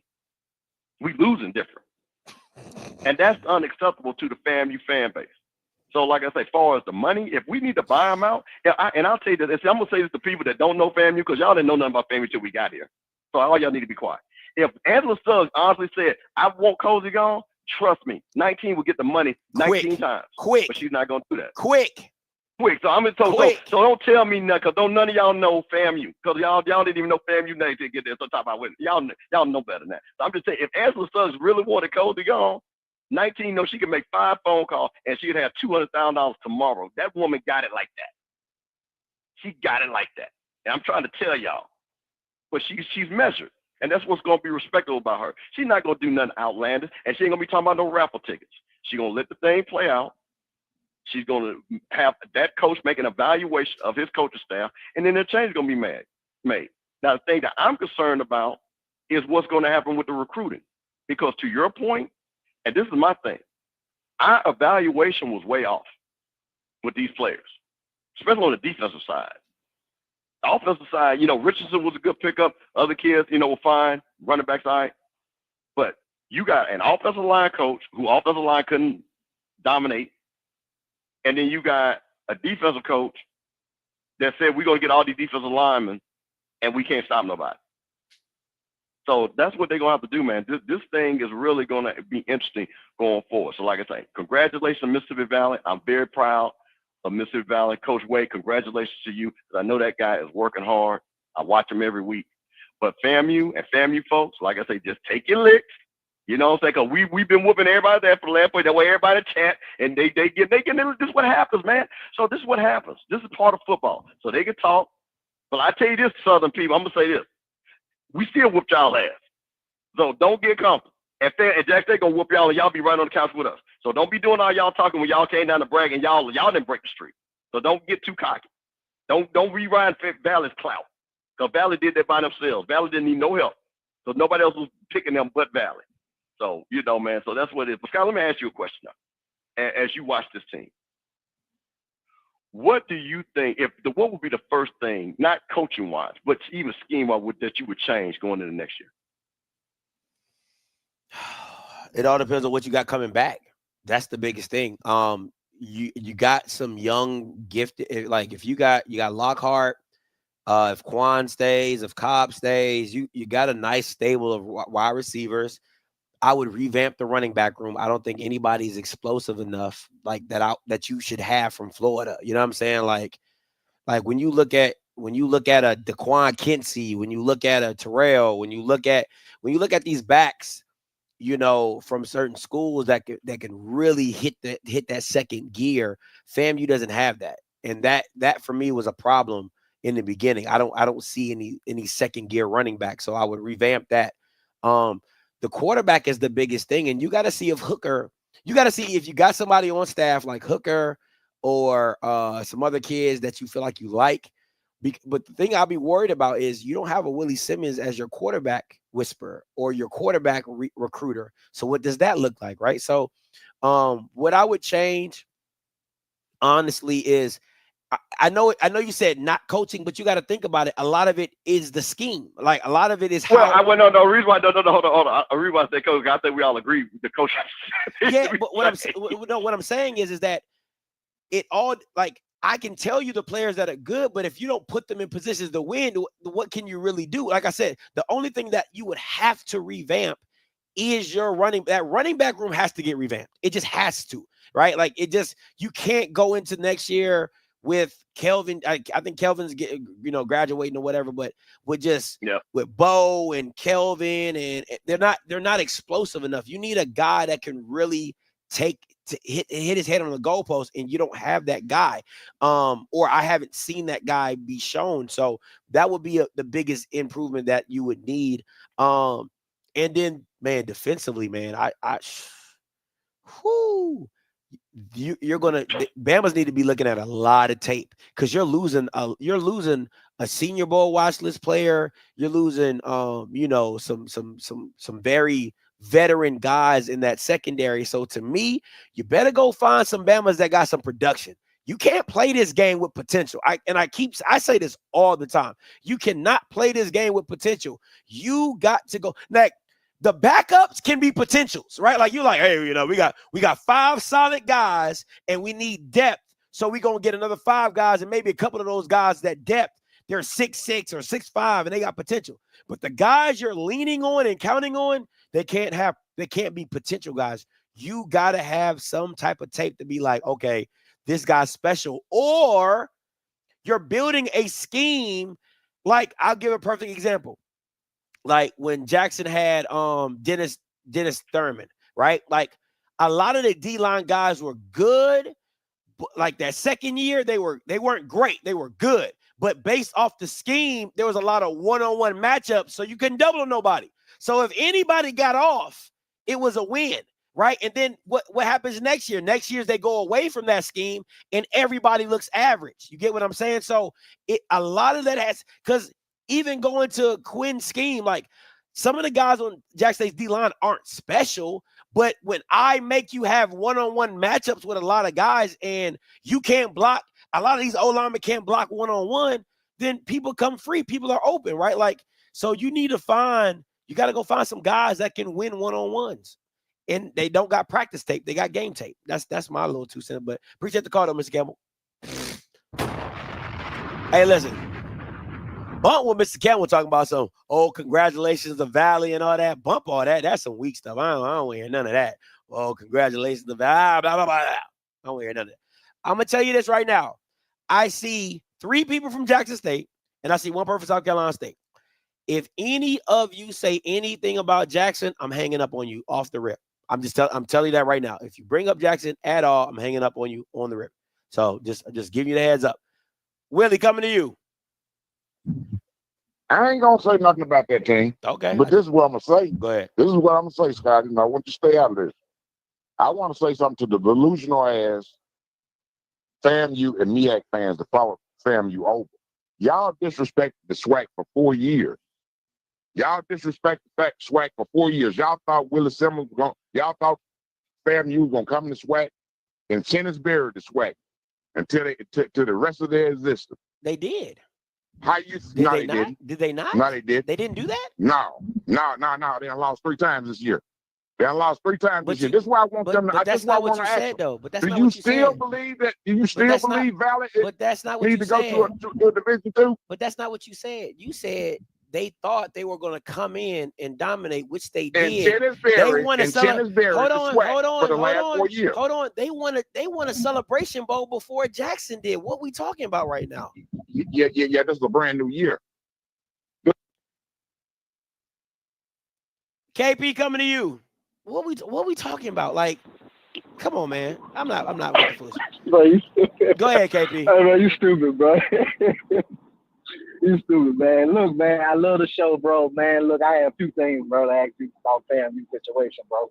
Do you think SWAC champions, by the way, do you think that Cozy can go and get a good OC in DC? Do you think he can evaluate good coaches? Assistant coaches, in your opinion? I don't know if his Rolodex is big enough to find some good guys. I think he's going to have to reach out to some coaches and say, like, hey, do you have some recommendations for young guys or whatever that can really call plays? Or because I got at least 2 guys that I can give Cozy today that would run through the SWAC. Like no joke. Easy money. Mm-hmm. Easy money, right? But I don't know if he has those type of connections to really, like, for me, I would reach out to Willie and I would swallow my pride, reach out to Willie and say, hey, do you know some guys, some young coaches that you would recommend for such and such position or whatever, right? Like, because Willie knows the expectation, he knows the pressure. So, I would reach out. That's what I would do. But I think by himself, no. To answer your question, by himself, no. I think he would have to reach out to some people. I got one last one. I'm gonna drop off. Hop back in the track. Not knowing the schedule for next year. What record does Cozy first 5 games? What record does he have to go or have to keep his job through that whole entire year? And I'm gonna hop off, man. Good show. I appreciate it, KB. Listen, I don't have a problem with arguing with people, but I'm not about to argue with lies. That's just straight lies. Oh, FAMU people thought they were going to come in the SWAC and down. They only lost to 1 team for the first freaking 3 years. For 2 years. The first 2 years they came in the SWAC, they only lost to 1 team. How is that not dominating? And they won a celebration bowl before all the other SWAC schools. The only other SWAC school that won a celebration bowl was Grambling. They literally have shirts that say save the SWAC because you niggas weren't winning those celebration bowls. What are we talking about right now? Shut up. I'm not here to argue lies. That's all I'm saying. I'm not here to argue lies. And that's a lie. Boldface. What are we talking about? Come on, man. You had Deion for 2 years. You had a Heisman candidate on your team and still lost. A first-round quarterback and a Heisman candidate, and you still lost in the Celebration Bowl. Shut up. Shut up. Now, to answer KP's question, the first 5 games, 2 of those are going to be out-of-conference games. FAMU plays tough out-of-conference games. That's 0-2 off the rip. They're probably going to throw a D2 team in there that's going to be 1-2. I hope they don't play a SWAC school. If they play a SWAC school, they're probably going to play one SWAC school for out-of-conference game, maybe. So that's 2-2. I would say 2-2, 3-2 for the first 5 is okay. If they play like all PWIs, maybe 1-4, depending on the level of competition. 1-4, because listen, they're not Tahoe State, nor are they Southern, and neither one of those teams really schedule. Well, Southern just started doing that when they had Dooley. They weren't doing that. Tahoe State's really bad at it. They don't schedule no real FCS competition, right? So FAMU does. So if FAMU schedules real Power 5 and FCS competition, they're probably going to lose those games, right? So that's just my thing. So I don't think the first 5 games is a barometer on how you can rate Cozy's season. It's all SWAC play.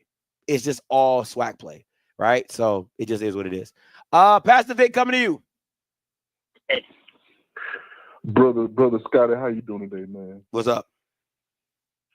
I know that you excited because it's your last year in the SWAC. I am so excited, bro. Listen, brother. I can't deal with One it. more game. I can't deal with it. Can't deal with it.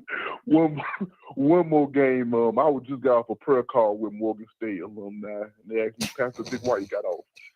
I said, because I'm booking my ticket to Atlanta. But I had to leave that because I had to watch that Valley FAMU game, and I was watching the game, Scotty, and I was just amazed that this year for FAMU has been one of the worst years I ever seen in the program history. Ninjas lost their job for Cozy. They scammed $237 million for Cozy. And this is what you put up and brag 23-0? When they were 22-0, going 23, I don't know. You lost on senior day to Valley. That's 0-10. You got a Senior Bowl tight end that never played all year. I promise you, if you would have played against South Carolina State, Pruitt would have got off against us. No cap. Pruitt would have got off against us when we played against them week 2. No, I'm telling you. Yeah. You got Kendall Bowler, a senior. He was a Senior Bowl. Wherever he going to, all. You got a lot of these guys, a lot of these senior guys that came back, and this is what you offer these guys: a 5-5 year, 5-5, and you got an OC that put a quarterback under center that's 5'8", 5'9", and run the same plays. Offensive line is trash. Defense is anemic. Can't sack nobody. Can't hit nobody. Like what is this? Listen, if I'm a senior on that team, bro, I ain't gonna hold you. These last 2 games, bro, I'm getting ready to go to the transfer portal right now. Like, I'm done. I understand after Jackson State we had opportunity, but once we lost to PV and now Valley, bro, I'm cashing out. So I'm asking you this question: what would you say to a team like this that's experienced this type of turmoil this whole year, Scotty? What would you say to this team? What I would say is you gotta. At this point, you're playing for your last name. I'll keep it a buck with him. I'm like, at this point, you're playing for your last name. At this point, you're playing for your next opportunity if you're going to be on this. I'm so serious. Like, I'm keeping it real with you because I know the game. You might jump in the transfer portal. So play for your name. For real, because at this point, you're not playing for the team anymore. Right? Like, you're not. Like, let's keep it like, we have to understand the day and age that we're in right now. It's a mercenary business. So go out there and be the best version of yourself to give yourself the opportunity to elevate. Because if the players do well, I do well. You see what I'm saying? Like now, playing as a team, that to me is left upon the team. Because at this point, you are what you are. You are what your record says you are, right? So if I'm being honest and I'm cozy, I'm sitting with my I'm sitting with my seniors and I'm apologizing. That for one, I'm apologizing to all my seniors. I'm apologizing to Jeremiah Pruitt. I'm apologizing to Kendall Bowler, because this is not, I know this ain't how you guys wanted to go out. And the way, I'm telling you, the way they did Jeremiah Pruitt, I'm telling you, I would have fucked Joe Henry up. I would have, dog, I would have, dog, I would have, oh my God, I would have fucked that white boy up. I'm telling you that right now. He would have had to come see me. We would have been the Netflix fight right before Mike Tyson. I'm telling you, we would have been. I'm telling you, for real, right? So, but you got to apologize to all your seniors, and then them juniors and sophomores and whoever's able to play. You know, hey, you say, hey, listen, go make a name for yourself, because you might come back here, you might get a big check from a Power 5. Like, I wouldn't stop that. You know what I'm saying? Nobody, I'm not gonna stop your bag if you're good enough to make it happen. If you're good enough to go get you a bag from somebody, go get you a bag from somebody. You know what I'm saying? Just be real with that. So, yeah, that's how I would do it. I have one more question before I go. I know a lot of coaching staff probably about to leave FAMU this year, but going into next season, will you reach back to like a Brian Rhodes or go after somebody that was on that former staff before this year, like bring Brian Rhodes back, get some of those guys to come back and help Cozy, like how it's looking, all of them gonna be fired. Hey, listen, I would go. Let me see what Murray State football look like right now. I would go to Smitty, and I would call Smitty tonight and be like, what do I got to do to bring you back? To bring you back to because Murray State is 1-9 right now. Murray State is one. He at Murray State right now. I believe he's at Murray State. But they 1-9. I'd be like, listen, Smitty, we better than 1-9. We not that great, but we better than 1-9. So why don't you call, come on back home. Come on back home. Let's get this thing right. You know what I'm saying? And stuff like that. But Smitty could feel away because he felt like that was his job. You get what I'm saying? So probably not. But yeah, you gotta make some phone calls and get some guys back in there that you trust. You know what I'm saying? But that white boy and Patterson, they gotta go. They got to go. Oh yeah, the white boy got to go. He's done for, man. He's done, dog. But that's all I have to say, man. Scotty, keep it up, man. One more game left, baby. We out of here, baby. Yeah. I might, for the rest of the season, I might be a South Carolina State fan while you playing. Shoot. Miss Pruitt, coming to you. Hey there. Thank you for letting me come on tonight. Can you hear me? Yes, ma'am. I hear you loud and clear. Loud and clear.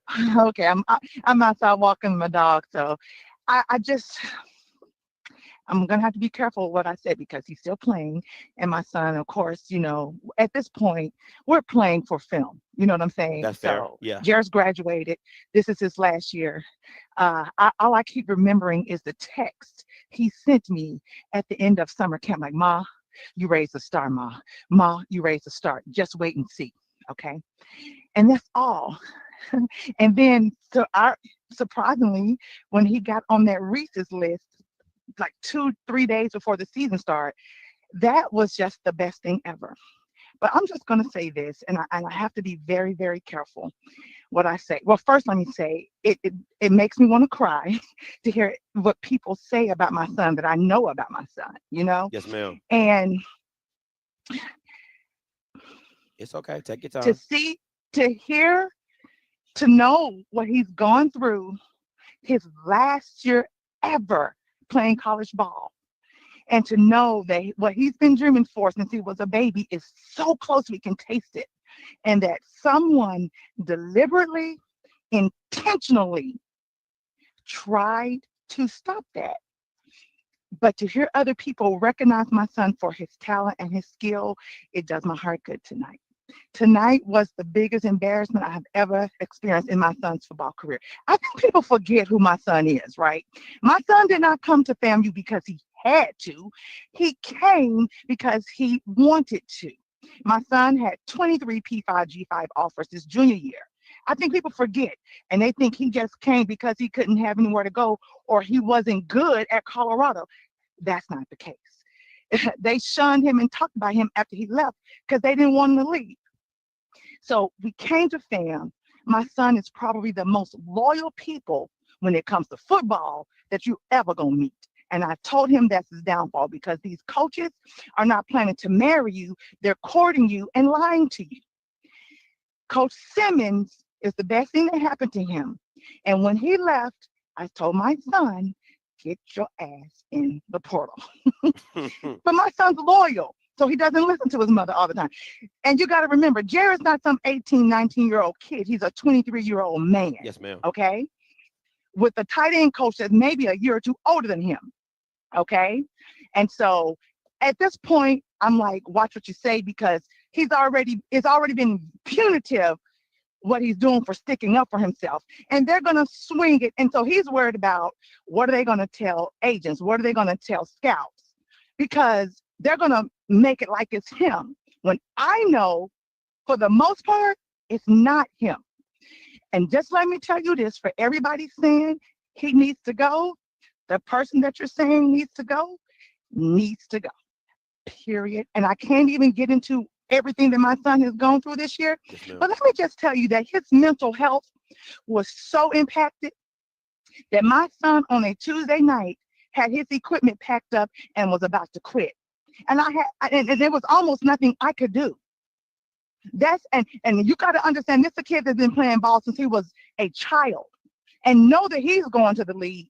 But they have messed with his mental health so much this year that I had to step in because I'm his mother and his manager, even though he won't say I am. But I'm the one advocating for him when he can't quite do it for himself because he's worried about his future.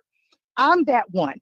So I just want to thank everybody for acknowledging. I'm going to tell you what, the season wouldn't have gone the way it has gone if he had been in the game like he should have been. And let me tell you something else that just happened before this game. Let me be quiet. Let me just tell you that Mr. Man needs to be gone. That's just my personal opinion.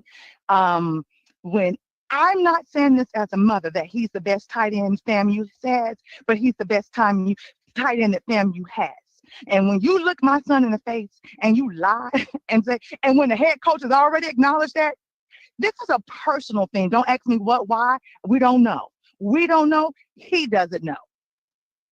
But it's been a personal thing since the beginning of the year. And I'm not going to tell you why I think it is because I don't want to get into all of that. But just know, and know my son is not perfect. Yes, my son is bucked up because he's a grown man being done wrong. And so it's like you're going to pull the cart before the horse, blaming him for his reaction to your trifling actions. That's what's been going on. I've reached out to the top of FAMU. I've reached out to the AD, and, it is what it is. People just think they're not used to Black mothers speaking up on behalf of their sons like I have done this year. They're not used to that at all. They're not used to that. But I'm not, but I'm the one. You can call me crazy, and I'll take that. I'll be crazy for my son. So I just want everybody to know, thank you for seeing my son for who he is. It's like sweet vindication for me. It's just like vindication because we really have no answer as to why my son has not been playing. He did not play until the 6th or 7th game of the season. And he didn't play to the second half of the 7th game. And that was because he started to get a little upset because they have made promises. Like, why is an elite player that's a senior his last year ever? One thing I miss is Willie Simmons. One thing I miss is Willie Simmons and his commitment to allowing the seniors to get the play they need because he knows they're leaving. Yeah. So Willie, and let me tell you something else, and I'm going to get off this phone. The culture in that football has changed, and people want to blame everybody but the leaders. You can't blame, the players have their part, but it starts from the top down. The culture is different. Somebody on Twitter said the coaches don't touch the players. I want you to turn that around. It's no family. It's not a family anymore. You're not teaching the transfers that You're going to defend Bragg. We are family. We bleed green and gold. I mean, whatever the color, orange, whatever. I'm sorry, but it's not the same. It's not the same. And when you got coaches going up against each other and the players see that, then it happens with the players. And I'm telling you, there's a lot of stuff going on that people just don't see. But I'm gonna let you know, I appreciate everybody for at least calling his number and calling his name. And that's all I really have to say. Because if I wanted to say what I really want to say, I'm not trying to put my son in a position to where, he got to fight against with these last 2 games. Because senior day is the last game of the year. It was supposed to be this week, but it's not. They pushed it off until the Alabama A&M game. And I will be at that game. But, he got 2 more games, and then we're working out. We're getting ready for his future. And that's all we're focused on right now, because we won't be here next year. But I'm telling you what, it's going to be a lot of people on that team right now that will not be there next year. You can guarantee that. And that's the travesty in it all, in all of it. So I'm going to stop talking. No, you're good, Miss P. Listen, tell JP to keep his head up. Coach KJ Black put in the chat. He said, tell him to keep his head up and keep pushing through. Listen, I will. Coach Black, when he says when he makes it, the people that he's thinking, Coach Black, Coach Simmons. So thank you for all that you've done and done for my son. I really appreciate that more than you ever will know. Listen, Miss P, I hope everything works out for Jay, and I will definitely keep in contact with you. I got, you know what I'm saying? So thank you. Yes, ma'am. Okay. I appreciate you. No okay, problem. bye-bye. I appreciate it. All right, last 3 callers. Dion from the SIP. What's going on, Scotty? What's going on, man? Talk to me. Hey, man. Hey, my cousin from Valley couldn't get through. His name Leon from the SIP, but he wanted me to read this poem for the FAMU fans. The poem says, "Fee Fi Fo Farm. We're looking down the barrel of a devil's gun. Nowhere to run. We've got to make a stand against the devil's gun." So that was just, just a little poem for the FAMU Rattlers, man. He couldn't get through. I had something else I was gonna say, but I didn't want you to hang up on me because I don't know if I'm gonna get the call back before you officially sign off, man. So, but FAMU, man, hey, ain't no fun when the devil got the gun. I'm gone, Scotty. Bye. Oh my goodness, y'all members. 9868 Cal coming to you. Yo, what up, man? What's goody? Hey, quick question. So the jump off 5, what's gonna happen with it? Is Fam gonna be getting some potential votes? Not possible. But looks like Delaware State and North Carolina A&T might be sliding on up. Valley might be like sliding on. Down. Valley might be sliding on down. Hey, are you hating the fact that Smash makes you pick riding down family? I'm at dog. That's all I was thinking about the whole day today. I was like, that nigga Smash, man. God damn. Like I would have been. I mean, I would have been upset, but I wouldn't be pissed because like I picked y'all members. You know what I'm saying? Like it's like, God damn. You know what I'm saying? And then, so yeah. Was I absolutely mad at Smash? Absolutely.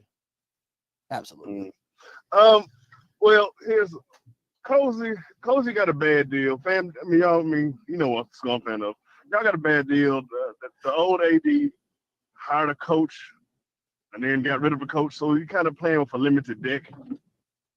I'm with you. God damn it, these damn potholes. You didn't hear that part, did it? Anyway, I would fire both coordinators if I was him. And what are the chances they bringing these players back? Any of the good ones, though? What'd you say? I hit a pothole. Nothing. I said, what are the chances they bring some of these players back when they fire both coordinators? Yeah. I mean, if you fire both coordinators, you got to bring in guys that, first of all, I wouldn't be surprised if a lot of players jump in the portal. That because some of these guys were because you got coaches are very finicky, right? Like this isn't my guy. You get a lot of that. This isn't my guy, and that can scare a lot of players. You get what I'm saying? So I wouldn't be surprised if that's the case. But if you bring in the right guy with the right resume, it can excite players to stay. You get what I'm saying? So it all like if you bring Smitty back, you probably don't lose no defensive player. If you get the right offensive coordinator with the right resume, you don't lose anybody. Maybe if you upgrade Henry Burris to the offensive coordinator, maybe you don't lose anybody, right? Like it all depends on how the team responds to who you bring in. Like, I don't know if the CFL guy can be an offensive coordinator. Maybe he can, maybe he can't. But seeing anybody can learn what not to do just if you want to know what not to do as an offensive coordinator, just put the tape of Joseph Henry and literally do the opposite of that, right? So I'm not saying it's an easy job, but if you want to learn what not to do, just watch Joseph Henry. Like, literally, just watch him. Well, I know one guy. I hope no one poaches him. But I know one guy that probably would be a good coordinator at any school. That's Javancy Jones, a defense coordinator. His energy he brings, he hasn't done it, so that is a question mark. But you need to do something new. You can't keep doing the same old, and expecting different results. Yeah, I don't know Javancy Jones like that. I don't know if he would leave Jackson to go to FAM, maybe for a defensive coordinator position, maybe not. I've always thought he should have been the defensive coordinator, but Quinn is not a bad guy to have. No. Yeah, I don't think that's a bad hire. If FAMU can grab him, go get him. Yeah, go get him. You know what I'm saying? He gives you a pipeline to Mississippi because he knows that area really well. He knows the SWAC really well. He could probably take a little bit of what Jackson was doing this year defensively, and mix it. he's a what? I think he's like a 2 or 3 time state champion as a defensive coordinator, right? Like, so, high school champion. He's not a slouch. His resume is pretty legit. So I don't see. To me, I don't think that'd be a bad hire at all. I think that'd be a solid hire. You just gotta. I don't know if he would make that transition. Because Jackson means a lot to him. You know what I'm saying? So sometimes it's not about the money. It really isn't. So for some people, it's not about the money. Maybe it's the opportunity. So he would take the opportunity, but a lot of people, it's not about the money. So he could possibly just stay at Jackson for real. You know what I'm saying? But I would definitely make a pitch to him. He's definitely a solid DC. He has the resume.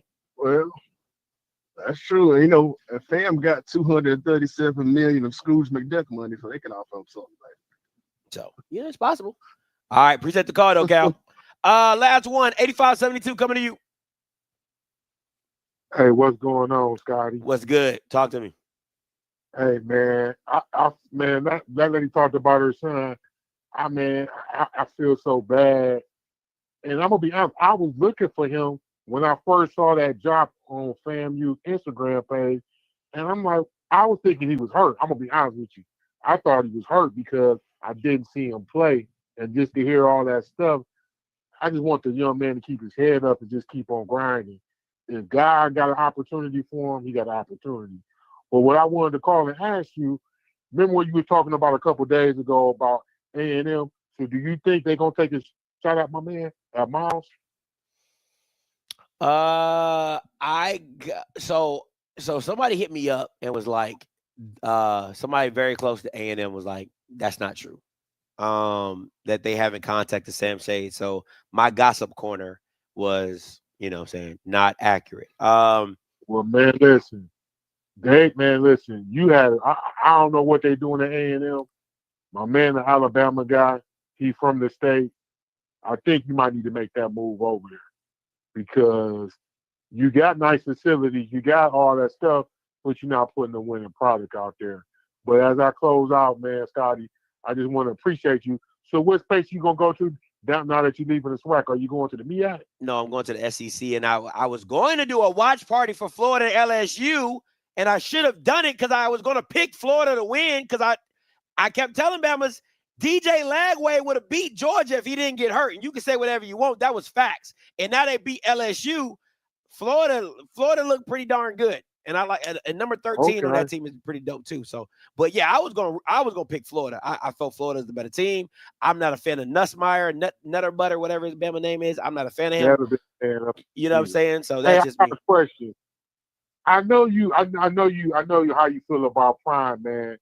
What you think about the turnaround, man? What you think was the sauce, man? What changed up there, man? Before I want, because I always value your opinion, man. What you think was the change for them up there in Boulder? Okay. If I'm, From that I Nebraska. think I'm gonna give you percentages. I think 80% of it, I'll say 75% of it is because the Big 12 is really bad. The Big 12 is really bad. And think about this. The year that they go into the Big 12, the two big dogs are gone. Like, Yeah, you're right. It just so you're in a very great year to not have Texas and not to see Texas and not to see Oklahoma, right? Texas, Oklahoma State's in a down year. Who else was, Kansas State is you got BYU leading the Big 12. And I don't even know if they beat Kansas this year, right? So I think 75% of that is the Big 12 is just bad this year, really, real talk. And they just caught it on they were on the ups. Because think about it. They should have lost to Baylor. They should have lost to North Dakota State. They're not a very good team. They're not a great team. Let me just say that. They're not a great team. They're a good team that does what they do very well. And a lot of teams in the Big 12 don't know how to match up with what they have because it's not a true air raid system to where it's just like fly down the field, but it's more of a 10 to 5 yard system, and then just get the ball in the playmakers' hands and let them do what they do. And they're just hard in space, right? So, and if you don't have a D line, then you really you can't stop Colorado. It's very simple. That sums it up. I think you're right. Put the player, get their hands in the best elite players and make a play, because at the end of the day, they receiver core, I'll be honest, ain't nobody really in the Big 12 really can handle that. Now they can handle 2 receivers, but they ain't gonna be able to handle 4 guys. Yeah. And that kind of put them in And the let me say but, this. Hey, I'm gonna say this, and I know a lot of people are gonna disagree with me, but I'm gonna say this. You can't name a good receiver, a great receiver that Colorado's defense has faced. Now they face some great running backs, right? The Kansas State back was pretty good. What about to do from Arizona? Yeah, he's good. What was his name? Like Terry something or something like that, Macmillan or whatever. Yeah, like 400 yards, like the first game of the season. Yeah, like that. He's good, but that's it. Like really break that down. Like they're not seeing the Ryan Williams, the Bama from Ohio State. They always got some crazy African name at Ohio State, Ibikwe or whatever. You know what I'm saying? They're not seeing. And think about this: they lost to one of the worst teams in the Big Ten, so they're not even built like that. If Colorado was in the Big Ten, they're probably second to last or third to last, because they're not built very well in the trenches. You could say they are, right? But they're really not. Because when they went against them Nebraska boys, they pushed, what was it, Nebraska? Yeah, it was Nebraska. They pushed them around. They're not built like that, right? So when you got it, listen, if they make the college football playoffs, it's going to be a great story. But when they got to go see a real team that's built on both sides of the ball, it's not going to go very well. And again, their secondary it's okay. That safety play is bad. Travis is special. The other kid on the other side, I can't remember his name. Hodge is pretty. Yeah, Hodge is solid, right?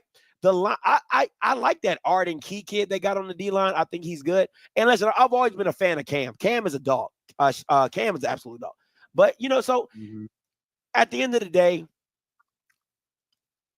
I know this is moving the goalpost, and I will apologize because I'm admitting I'm moving the goalpost. I want to see what it looks like without Shedeur. Oh, yeah, man. Well, you already know. I mean, that's one of the ones right there. I mean, let's be honest with ourselves. That's the reason why most of these college teams I'm not really solid on, because they all don't really have. If it ain't Cam Ward or Shador, who we really talk about? Because these other quarterbacks are iffy any night. They may bring it, they may not. And that's what happened in the Pac-12. You had to see great quarterbacks week in and week out, and they were exposing you week in and week out, right? So you had to go see Oregon. You had to go see you saw Oregon, you saw Caleb Williams, you saw who else they had to see that year in the Pac-12. They had Cam. You know what I'm saying? So they had to start seeing these quarterbacks, and you're not that talent at quarterback is not the same in the Big 12. It just is not. And let me say this: if Utah had an offense, they win that game. You can't tell me they don't, because defensively they was doing it. Yeah, they boggled down with all the injuries. I think what caught it with Utah this year. Too many injuries. You can't have 6 or 7 injuries on stars and expect to win. You know what I'm saying? saying? They play tight games, but it's not going to happen. They have Cam Rising in that game. It's a different game. It is. Yeah, it is. Because I mean, well, I give it to them. They played it out to the best of their ability. I'm not, I ain't here to knock on them, man. I hope the best for them, because I do like to see, I like to see the young guys win. But before I get off though, Scotty, I thought Fan would have a little bit more, man. And I really do think the last AD messed it all up, because a lot of people left, man. And I fall hurt. I don't, this coaching staff does have culpability with the issues with the team, but the last AD really screwed it all up, man, because a lot of people left the program, players left the program, and it kind of left Fan in a bind. Like you said, all year long, they was escaping, with the skin in their chin. But at the end of the day, I put it on the last AD. She messed it up. I'm just hoping they can fix it. It was a female. She messed it up. But let me say this: you got to blame her, and you got to blame the administration at FAMU, and this is why. FAMU does. I do not believe. I'm speaking on my. This is my opinion. I do not believe FAMU would accept a white head coach. I just don't. And for me, this is my issue, right? This is the problem that I have with HBCUs, and mentally, you're never going to get me to understand it, because I'm just a fair-minded individual. You cannot cry, bitch, and moan that blacks don't get the opportunity at PWIs, and then turn around and isolate whites from your school. You're doing the same thing. Like, you're literally doing the same thing. So how you gonna bitch and moan that, oh, black coaches need more opportunity, and then you're literally doing the same? Now, people, HBCU alums will say, well, Scotty, whites have way more opportunities. You're right, they do. But to me, it's not like you're like hiring a white dude for a football coach is not like hiring a white president at FAM. You get what I'm saying? Like, to me, it's just different. That's just my personal opinion. Like, if you never want to have a white president for your institution, I completely agree. Right? Because that mentality of a white man as president is going to infiltrate. Well, they don't have a choice of their presidents, because governor appoints, and so it's a whole thing with that. But my thing is this: I get that these jobs are opportunity for black men. I get that. But at the same time, are they the best person for the job?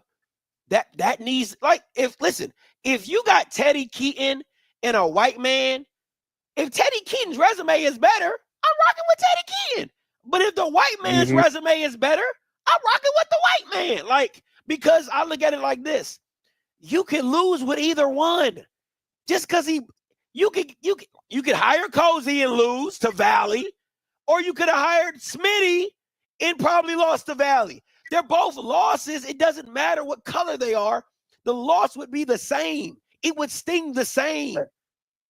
But I guarantee you this though, Scotty, if they could do it all over again, they may have gave him an opportunity, especially after how this season turned out, man. If they could do it all over again, they probably would have changed it. They definitely would. I promise you they would. I guarantee they said, for this mess that they got now, is going on these last couple of days, they would say, nah, we're going to go with Smitty and call this a day, because this ain't what they expecting. I'll be honest, when I saw that score, man, I had to tag you in it because I couldn't believe it. It is what it is. This can't be real, man. But you have a good one, Scotty. You too, man. Appreciate the call. let me be very clear. See, this is my thing. People try to quote me, but they don't fully quote. They like you're like a woman, like selective hearing, right? I wouldn't be surprised if this is a female. It's probably not, but like women have selective hearing. Like they'll pick out, like, you know what I'm saying? Oh, like they'll pick out what you like. You done said a whole paragraph, but they were like, oh, so I don't cook. I'm like, that's all you heard? Is that I said you don't cook, right? What I have said about Deion is this. This is what I've said. You can't say you're doing something for the culture and trying to put black coaches on in the two most pivotal positions on the staff. You bring in white men. That is what I have said. That is what I have verbatim said. You can't say you're doing something for the culture. You can't say I'm trying to put other black coaches on, black, we black. And then the most pivotal positions on a coaching staff, you put white men, and then all your supporting staff is black. So let me break that down for you, right? Because let me break it down for you. It's like this. It's like you're a real estate. You're a developer, right? You're like, I'm a real estate investor. I really want to give opportunities to black contractors. I really want to put on black contractors. So you know what you do? All the subcontractors are black, but the general contractor is white. The project manager is white. The general contractor is white. But all the electricians black. The carpenter is black. The person that put the drywall up is black. All the people who do the subcontracting is black. But the guy who actually runs the project and oversees everything is white. That's backwards to me. That's just backwards to me.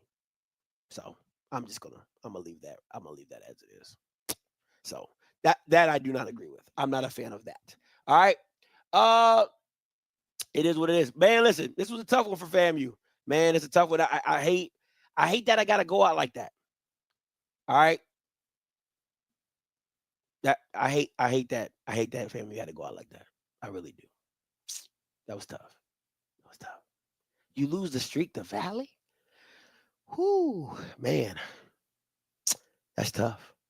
Well, maybe one day Ohio State will have a home streak. One day. Maybe they get up there. Listen, until next time, you know what I'm going to do. I'm a holler. God bless.